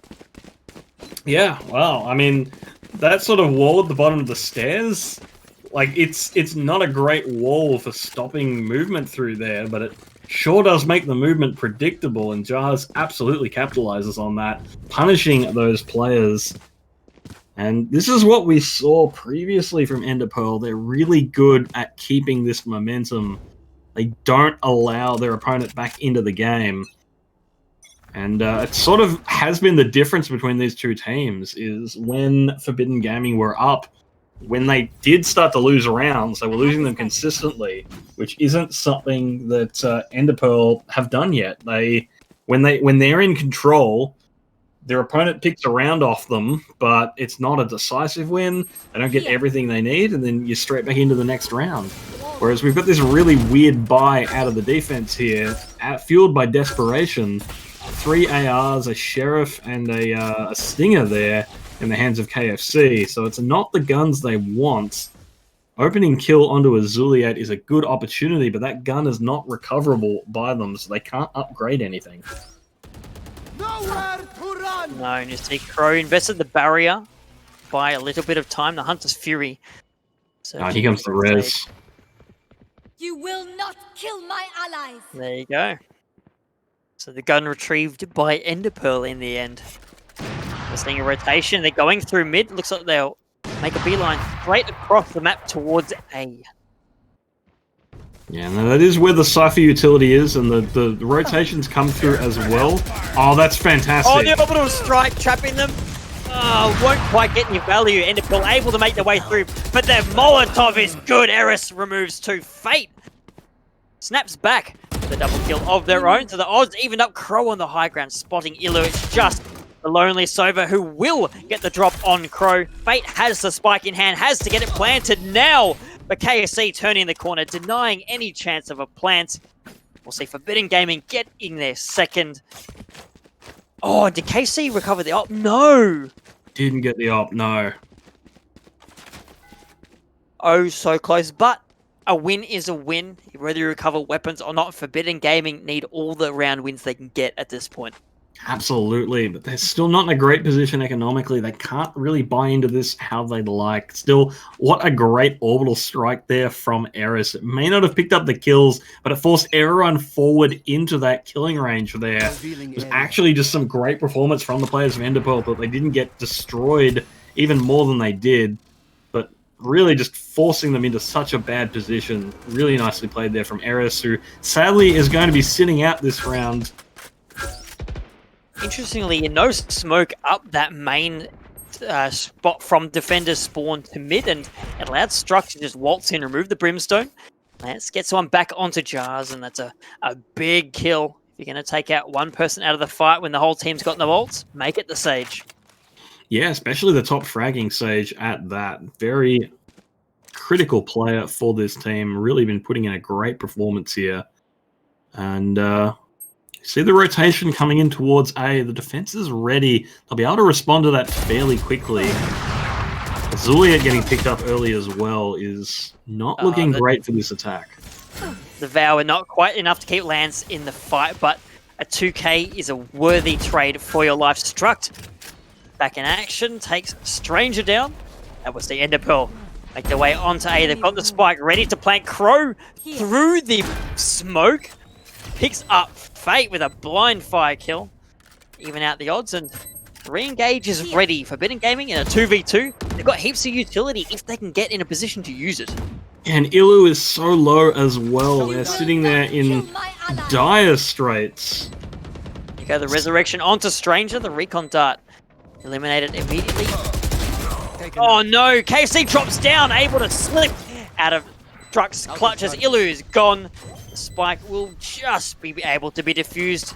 The Forbidden Gaming coming alive.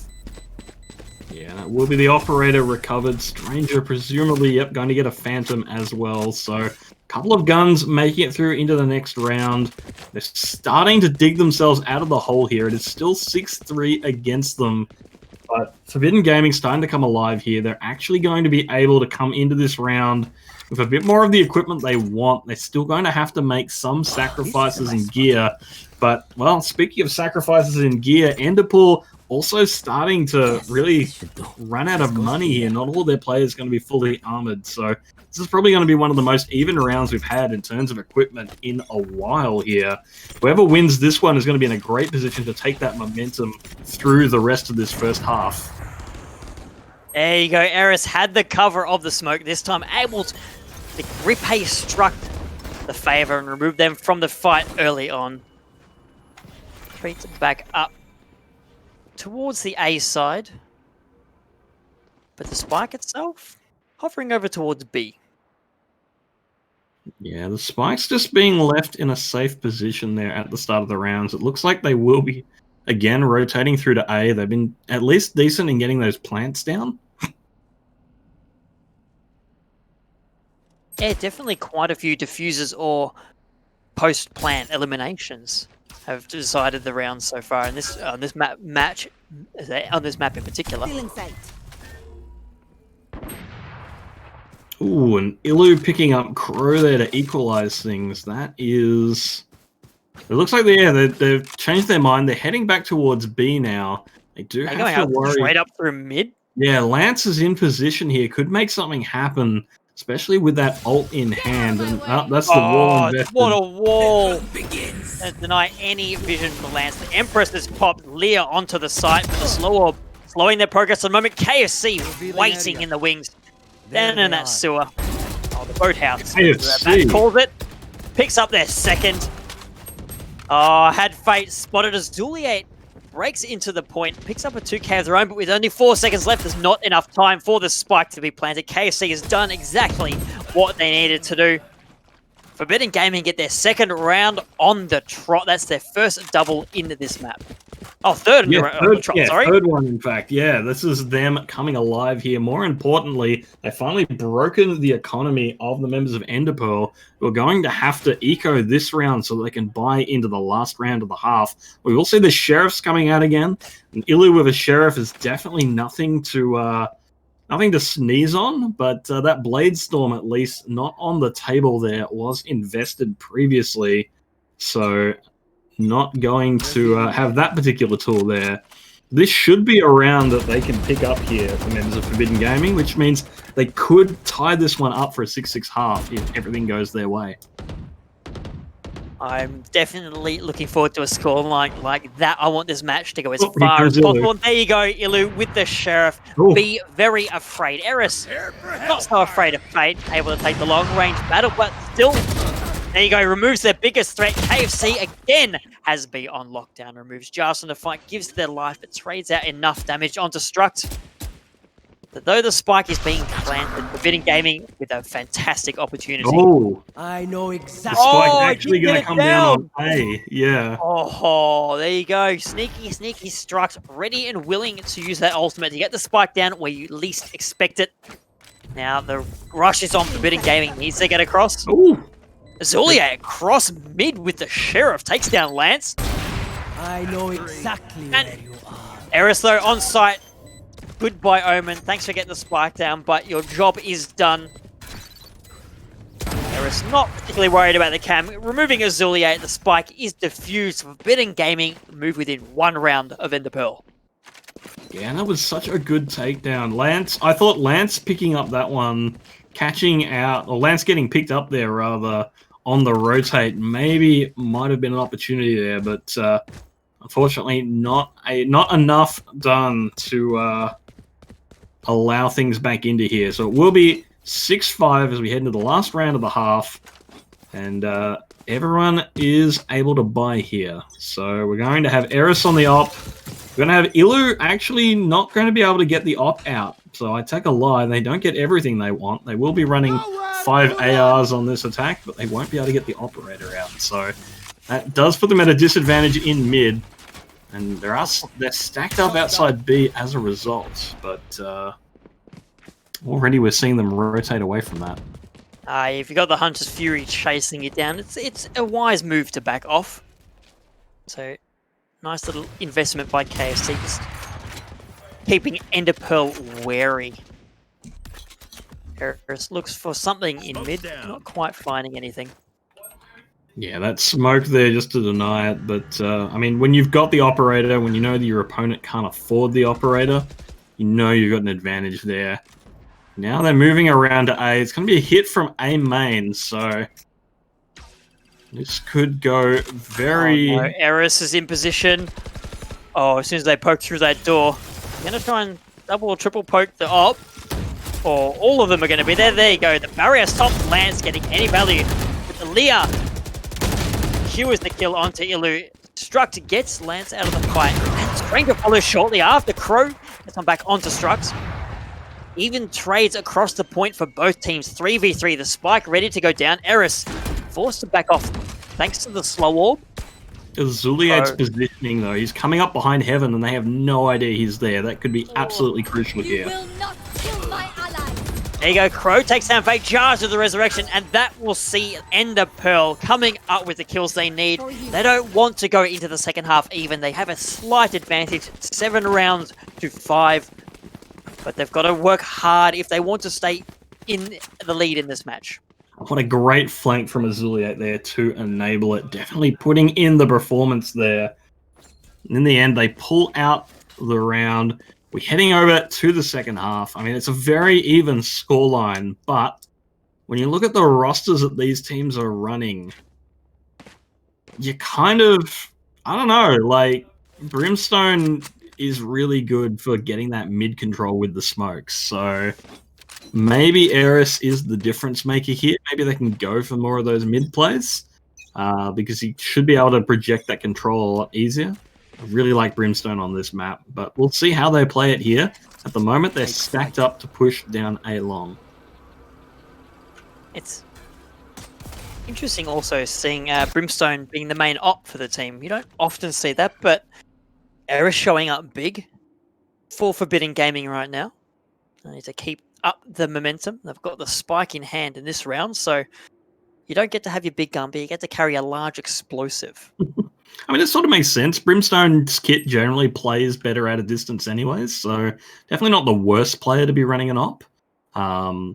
I mean, obviously Jet is a lot of the time the preferred player, and Omen's often quite high as well because of their mobility options allows them to set up angles that otherwise aren't there, but it's still a hero that does like to play from a distance, so you can definitely see it working out. It's not like they're running it on a Phoenix who just wants to get up really close and personal.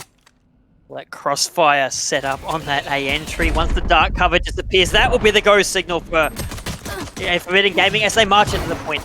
Trade for both teams. A couple of headshots dodging around. The collab burst providing a lot of cover for Struct and Ilu to pick up kills of their own. Lance removes the Jet from the fight, but the damage is done for the moment. Enderpearl has the advantage. They've got control of the high ground. Struct puts it to good use, removing Lance from the fight. 15 seconds left. Stranger doesn't have the spike, doesn't have the positioning. Just looking to salvage anything they can from this round. Yeah, they get a bit of shots out there, not able to get anything, and in the end, just going to run away there and save the ghost. The team's going to have to come into this next round with an eco anyways, so it is a slightly better gun for this next round. Why not? But still playing from behind there, and Again, the real risk there is just Enderpearl potentially getting momentum going again. That's what you have to be worried about here. Indeed, and of course the winner of this map will be going through to the grand final where they will be facing the Weekend Warriors. They've continued their unbeaten run in the season. They took down Aurora 2-0 in a close match. So both these teams, they've got their work cut out for them. They've got to win today and then they've got to take down the biggest team in the tournament. But back into this match, Forbidden Gaming making their way up to B. They're not wasting any time. Yeah, great camera scout from Azulia. It means he saw the whole team there. As a result, we see the rotation coming through early. Ilu picks out Eris back in spawn, and so the noose starts to tighten around these remaining players of Forbidden Gaming. They need to make a move here, but everyone is there ready for them. Goodness, that was bold by Ilu, rotating that far around so early in the round. Azulia, oh no, KFC! Not able to slip past that. Cypher struck on the side, picks up the double, taken down for the efforts. But the damage was done. Enderpearl on a roll now. That's their second of the half, and they're getting oh so close to that grand final berth. Absolutely. I mean, that was an interesting thing. I think KFC somehow completely missed Azuliate there. Didn't quite see them as they moved into the corner. Just ducked in there like, hey, can we hang out? And Azuliate's like, no, this is my spot. See ya. Please, social distancing, mate. You got to keep apart. This goes Understandable. here. Yes, this should do. All that utility invested, and not much investment on the side of Enderpearl. They're holding on to what they've got. Smart play. They don't want their economy to end up in the dumpster, as it did for portions of that first half. Yeah, we'll see if these ARs are going to be able to break through here. Forbidden Gaming, they haven't had a lot of luck on these third rounds. They come out with the heavier weapons, but Enderpearl, they seem to be doing much better at making things do with the, maybe less optimal loadout. I mean, Jars is still running a Ghost. Ilu's still on a Marshall. Like, they could have afforded better guns, but they'd rather take the risk here and win this round and take their opponent's guns. They're just flexing at this point. Come get us, Forbidden Gaming. There, nice paranoia sweeps through. But Eris able to find the Omen in the middle of that. Nice spray. We'll get a heal for their effort. See the Brim and the Sage able to get away with their lives. They make their way towards A. Enemy down. Oh, Ilu was not expecting KFC to be so far up. And this is what needs to happen when a team like Enderpearl, when they don't go for the proper buy here in this third round and they try to eco it, this is what needs to happen. This sort of dominant performance with the ARs going through. The fact that they've been getting away with these like mediocre buys and winning the third round is the reason that they're able to get this early momentum. So it's good to see it finally punished here. Although Azulia has managed to pick up Eris there, which is a bit of a shame. It'd be nice to see Crow recovering a better weapon than the Bulldog, but I don't know if that's really going to be viable. They'd be hard-pressed, seeing Azulia covering the gun, so salvaging what they can from this round, even if it is a denial of a better weapon. Oof. Oh, no! Denial is indeed the theme. You just get caught by the very edge of that bomb explosion. That's rough there. You want that one back, and unfortunately, you won't be able to get that one back. That said, they will be able to buy into this round. You see the guns coming out. Ilu and Azuliet both picking up the operators here. So this is the make or break round here for Forbidden Gaming. They've won the first round in this second half for themselves. They need to pick up this one. If they can pick this up, then they can really close the gap. They're making progress into mid, wary of all this smoke cover provided. I know they've got a bit of room, but they don't want to be too unwary. Wonder if there's any errant spray.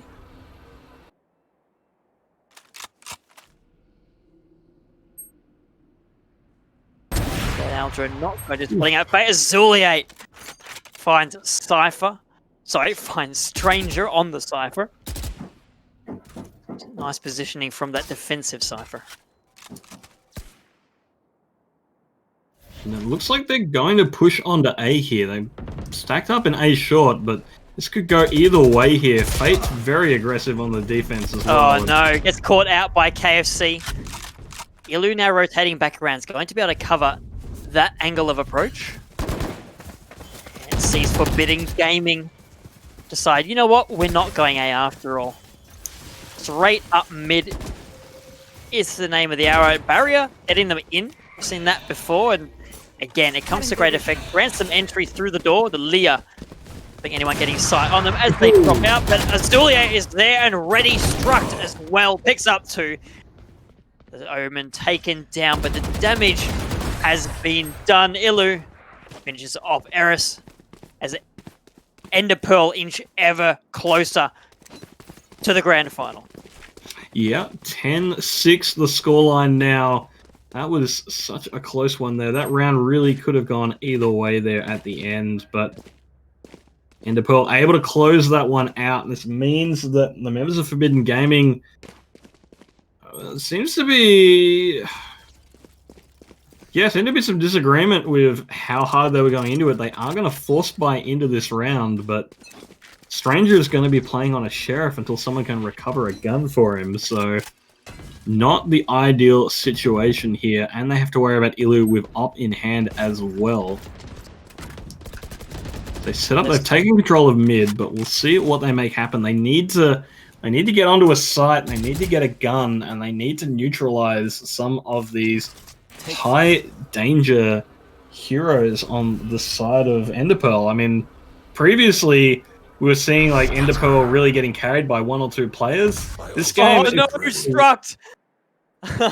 Went for the teleport in the middle of mid. Bold, but Forbidden Gaming. Come on. It's just Recon. He's not looking to teleport out there. He just wants to have a look. There you go. Well, does the job. You know exactly where Forbidden Gaming is. They're in mid. So they want to change that soon enough. Only 45 seconds left on the clock as they make their way through a short. Yeah, now we're seeing the utility committed towards A. We see the rotate coming through. This is where it gets messy. Pot shots coming out. Ilu removing one from the fight as does Struck. The Blade Storm is on the field for this Jet. Prepare for hellfire. Choosing to wait. Orbital Strike coming down a little late. Not going to take anyone out. Jars with 2 kills. That's a nice re-entry for Enderpearl. And the fuse coming through. Fate going to get that off. Eris on the high ground. Too little, too late. As Enderpearl increase their lead out to 5 rounds. Forbidden Gaming need to step up or go home. Yeah, and that's rough, because now, like, they forced buy the previous rounds. Now they don't have the money. But they can't really afford to eco around here either. They're in a really rough position, possibly the roughest of positions. And as a result of that, we're going to see them force buying again. We're going to see Bulldogs and half armor. Going to see a Guardian over the... No, Bulldogs and half armor. A bit of full armor on KFC. Stranger going to be running the Stinger. So it's a desperation buy here, and we're just going to be seeing more and more desperation. Oh, yeah. Oh, this is a horrible angle set up by Ilu. Oh, no, don't do it. Ah, baited! Oh, my word. Takes down Ilu. Smart play. Picks up the op for their effort. The neural theft. And identify exactly where the defenders are coming from. Fate goes down. A is wide open for Forbidden Gaming. They get the spike planted. Lands with the op in hand. Watching Heaven. Oh no! Jazz takes the duel, so 2 oppers lose out to just an AR. Not the day to be picking up a sniper rifle, but Forbidden Gaming, they're in there with a chance. Ooh. Oh no, Stranger. Poked out a little too far. KC and Crow getting one back. Crow will be taken down for the efforts. KC on the outside. Gets to retrieve the op. And Forbidden Gaming keeping in touch. 7 rounds to 11 in this deciding map. Yeah, that's... Again, this is so close back and forth, and it's so got to be... I mean, you've got to be...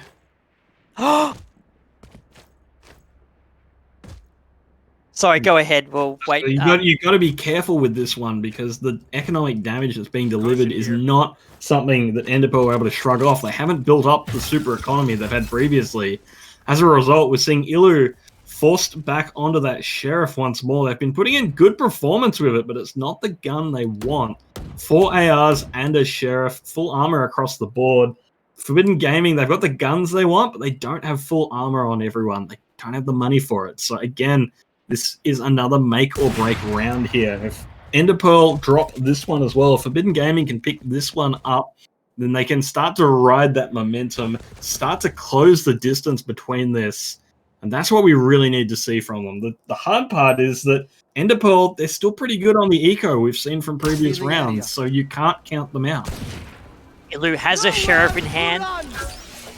Fear is going to be the name of the game. There you go. The Hunter's Fury Unleashed. It finds Lance, of all people. Eris manages to get one in return, but KFC taking out of Fate, saying, no, no more Hunter's Fury for you. Just mine will be the only one on the field. Lance returning to the fight. We'll see Forbidden Gaming with a hefty player advantage. Yeah, absolutely. Good use of the res there. They know how much they need this round. Silence. Oh, the Lear catches Ilu. No vision means the Jet is not long for the World Jars, finding Eris on the backside. Removing the op from the fight for the moment. Spike planted. Okay, Jars will find Stranger. They know where the attackers are defending from. Oh, that's a bold res. Ilu up in the corner as Julia gets an entry, picks up the second. Just KFC remaining, picks up the third of the round, but Zuliate with the return. Jars has the defuse in hand. Enderpearl move on to match point. They are 1 round win away from the grand final. What a disastrous turnaround there for Forbidden Gaming. It looked like maybe they'd be able to pick up that round, finally start to get momentum on their side, and then Azuliate just pops off, frags down 2 there on the entry. They get the res off without it being interrupted. Just what a turnaround there at the end of the round. That should be just about it here now. Enderpearl at match point. They've got, I mean, they still don't have all the guns they'd want here, but Forbidden Gaming definitely don't. They've got a stronger economy here. They've got the defender's advantage. We'll see if they can close this one out. A lot of pressure on Forbidden Gaming to make something happen. They don't have a lot of tools to make it happen, but maybe Lance can go big here with the Empress. Who knows? Well, all eyes will be on the Reign of player if it's burst out. We're seeing Ilu. So we're holding on A for the moment. While Fake goes very aggressive. Oh no, may get the drop on Eris. Hiding in mid, not really wary. No, it will be KSC opening up on Destruct. Oh, Ilu wasn't ready for them. Sova to pop around the corner, find them too. Again, the hit is on A. And again, we're seeing Forbidden Gaming coming in with a 5-3 player advantage. Hopefully it works out better for them, and with Eris removing Azuli out from the fight, there's no more 3Ks coming through from the Cypher. They might just be alive another round, Moronius. Yeah, Eris will get picked up by Fate, but Fate's not going to be able to make anything else happen. Just a small gun upgrade there. Grab the Phantom and run. The economy is in the toilet, so anything you can get out of the round will be fantastic there. And the members of Forbidden Gaming, they want to go hunting, but they also do not want to take risks here. They're going to hunt within reason, but they're not going to go ham for it because their economy is still precarious. The fact that they've got through this with 4 guns into the next round, though, that's great for them. They need rounds like that. This is what they need to start getting the momentum happening. Problem is, we've seen Enderpearl come back from these disadvantaged positions time and time again. They're going to be picking up the Sheriffs, but what we really need to see is Forbidden Gaming shut it down hard. You need to win out this round, you need to close the gap. And that's what they've struggled to do so far. Well, they did finish out Bind with a clean 5-0 second half, so they'll need a repeat performance of that if they want to take out this match and book themselves into the grand final. Get themselves in the hunt for that $100 first prize money. $20 a player, although maybe in this case a little less given they've had 6 players on the team. But you know what, we'll deal with that next week as Eris spots Azulier to start the round. Another good start for Forbidden Gaming. Yeah, it's a great start there. Fate is the one to watch out for with the Phantom. Definitely the most dangerous player on the table. That said, Jar's hiding behind that corner with the shorty. Definitely something to watch out for. Now pushing up into the smoke as well. Well, why not? Lance finding struck Ilu in hell on A. The Sheriff, Arena gone from the fight. The spike is down. But Forbidden Gaming have it quite locked down. It'll be up to Ilu to make something happen with the Sheriff. Not to be Crow picking up the Jet. Orbital strike committed just to stop anyone coming through heaven. The numbers, though, not favouring Enderpearl, and especially with Crow popping off as Crow is right now. Shut down. Fate gets one. It's a good start there from Fate. But that's always going to be Stranger. Yeah, Stranger had that one on lock. So that will be another round picked up, but not the clean round they wanted. Against Sheriffs like that, not the clean round at all. We're going to have a bit of a pause here. It's going to be probably an opportunity for the members of Forbidden Gaming to just sort of take a moment, take deep breaths, get themselves back under control, because their backs are well and truly against the wall here, and they barely snuck through that eco round, ultimately. Losing 3 guns to some power pistols and 1 AR, it's not the decisive round win you need to really build up that economic advantage that they need here. They can afford to buy into this round, sure, but so can the members of Enderpearl. They need to break Enderpearl here again, and every time they have those narrow victories, it chips away at any economic lead they've managed to build up. Indeed. Though you've got to think that if Forbidden Gaming are able to take this round and break Enderpearl's economy right back, it's got to play on Enderpearl. Not only did they get their economy broken, but while they're 1 round wind away, you don't want to give over any momentum to Forbidden Gaming, because each round closer they get to you, the more worried you are that, hey, maybe we don't have this. Yeah, you definitely get this moment of not like this when it's so close, when you had it on lock and then you have this sort of big comeback coming through. And it's such a strong opening there, and in the end, that first half, we saw the members of Forbidden Gaming get back under control, bring it back. There's the potential of them doing that here as well. This next round is going to be absolutely crucial for Forbidden Gaming's efforts here. And I think the big question at the moment from the members of Enderpearl is, does Ilu get the op or does Ilu get an AR? Because they've got the money for either, and they haven't decided on what it'll be yet. Interesting question. I wouldn't be surprised if they went back to the op, maybe just to decisively finish out the match. Have Ilu posting up on that A-long side. It's a nice op angle. You can just have a couple of pixels of that alley in your sideline. As soon as someone breaks into it, bang, they're gone from the fight. Instantly, the attackers go down to 4 players. Yeah, it's definitely like it's the risk reward again. Like Ilu is fantastic with the op. We've seen that from them. They've had a much harder time in this match than they were on the first map there, where they were absolutely taking over the game in Haven. They haven't had that same performance since then.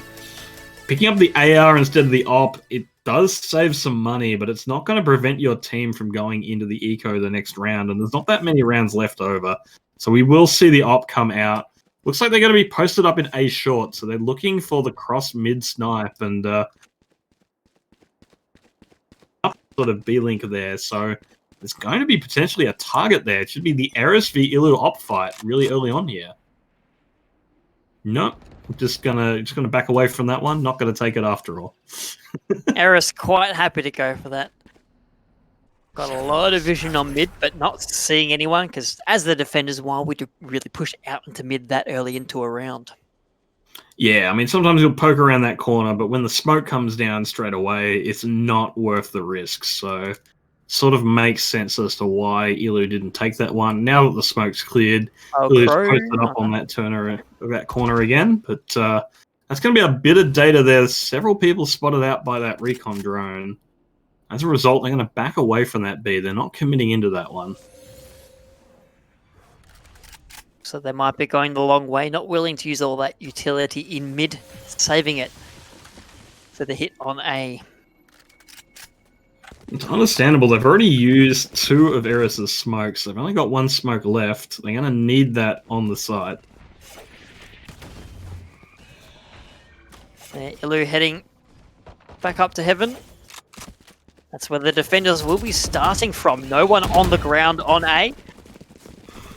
It is Forbidden Gaming who make their way onto the site. ASD has a spike ready to plant Lance. Finding Ilu on the high ground. That's a good opening for the attackers. Great opening for the attackers there. They've got the bomb plant down. They've backed off. Getting a bit of damage onto the defenders here. Azuliet has managed to pick up Stranger.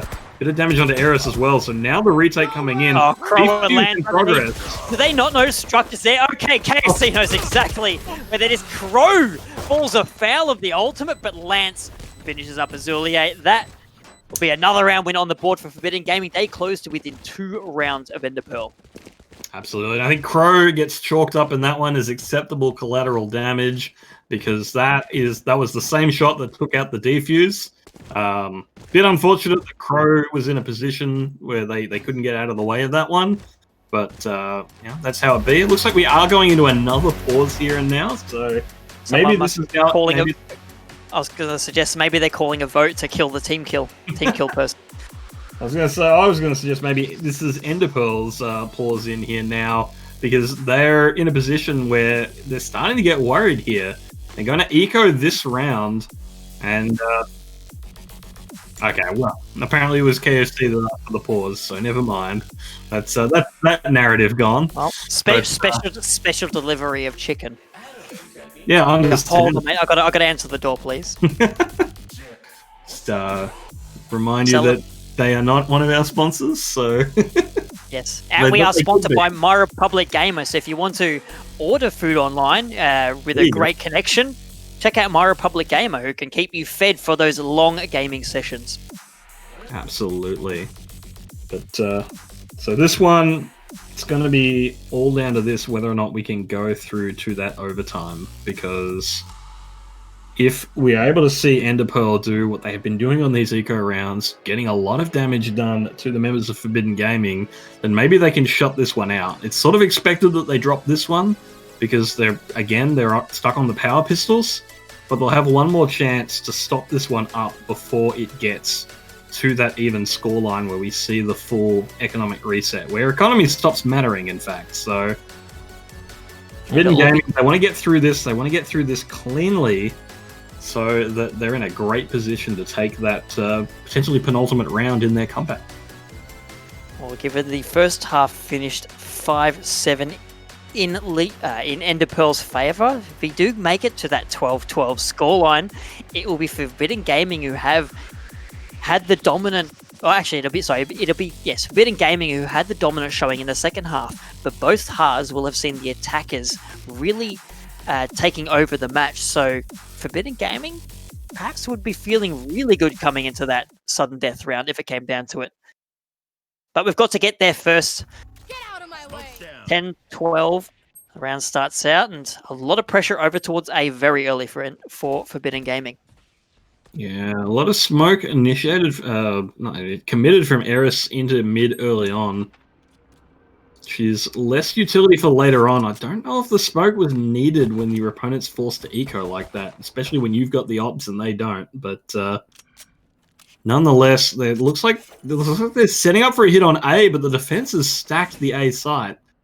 They have been preferring this A site by and large, and that is normal for this map. The B site usually not preferred for several reasons.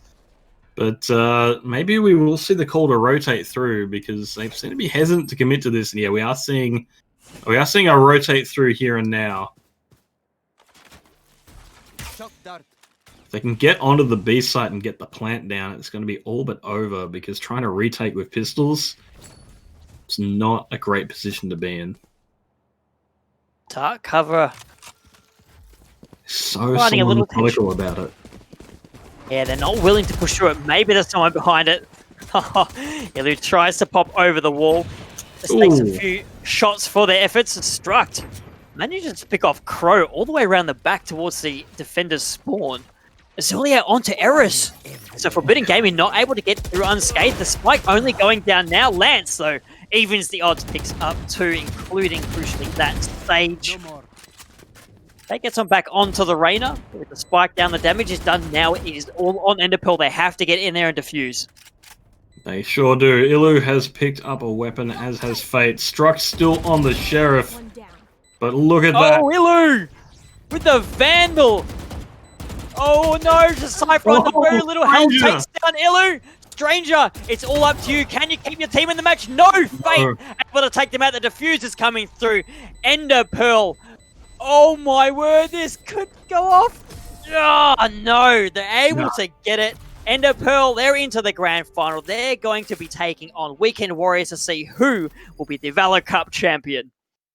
And what a great performance out of them. We really do see the difference between these two teams here. Both of them strong teams in their own right, but Enderpearl's ability to turn those forced by eco rounds into winnable rounds has absolutely been the difference maker. How many rounds did we see them forced to buy Sheriffs where they pick up the round? It happened at least 3 times throughout the match, if not more than that. And that ability to clutch out these eco rounds is what has been the difference there. Forbidden Gaming, they put up a great performance. They've managed to really engineer some comebacks from terrible positions throughout the series, but that extra clutch potential that Enderpearl has to play makes the difference there, and they will be going through to the grand final next week. What a performance by both teams, and I mean, it was a close match, but it's strange to say it was a close match with 2 matches that blew out so far, Pyrrhonius. 13-3 followed by a 4-13. Not exactly something you expect to see from 2 even teams. Yeah, I was very worried after that first map. Enderpearl completely dominated and shut out on Haven, but then we saw the comeback on Bind. Here in Ascent, things are looking a lot more even, but like Forbidden Gaming really felt like an underdog right from the get-go after that opening map. In the end, Enderpearl proved to be just that little bit too strong. Indeed, and you see Azulia leading the way on the scoreboard, well ahead of the rest of the team in that last map, at least based on average combat score. Well, also topped the scoreboard in that second map where they didn't fare so well, so props to the Cypher player. They're carrying their weight really, really well. Yeah, I mean, that's what you want. Like, Cypher, very utility-driven hero, but if you've got a Cypher that can frag out as well, it really is a force multiplier on that utility. And they're not going to be the one going for the risky plays. They're not going to be the one going for the initiations. And so it's good to have a reliable player in that position that can clean up these rounds. I mean, you look at the ending scoreline on this, they may have been the top of the leaderboard, but almost none of those were first bloods. It was Struct and Ilu that were the ones going for the really aggressive, risky plays. And so as a result, they died more as well because they're the ones putting themselves at risk to make those sorts of plays happen. The really surprising one for me is Eris with the 6 first bloods, but I guess that's just, it's the team's opper, right? On a map like this with those long sight lines, that's where those are. That's just, oh yeah, I won the op duel, and that's why I've got that one. And you mentioned Struct in the middle of that. The 2 maps that Enderpearl did take out were the ones where Struct is playing the Omen. So maybe that is the path forward for them. That they play Struct more on the Omen. Maybe they don't want the Brim when they do Bind again. Maybe they don't.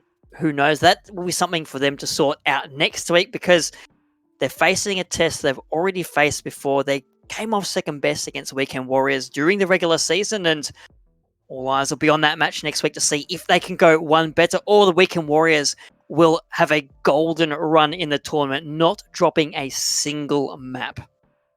Yeah, so stick around. We'll be back next week to bring you that incredible grand final matchup between these 2 teams.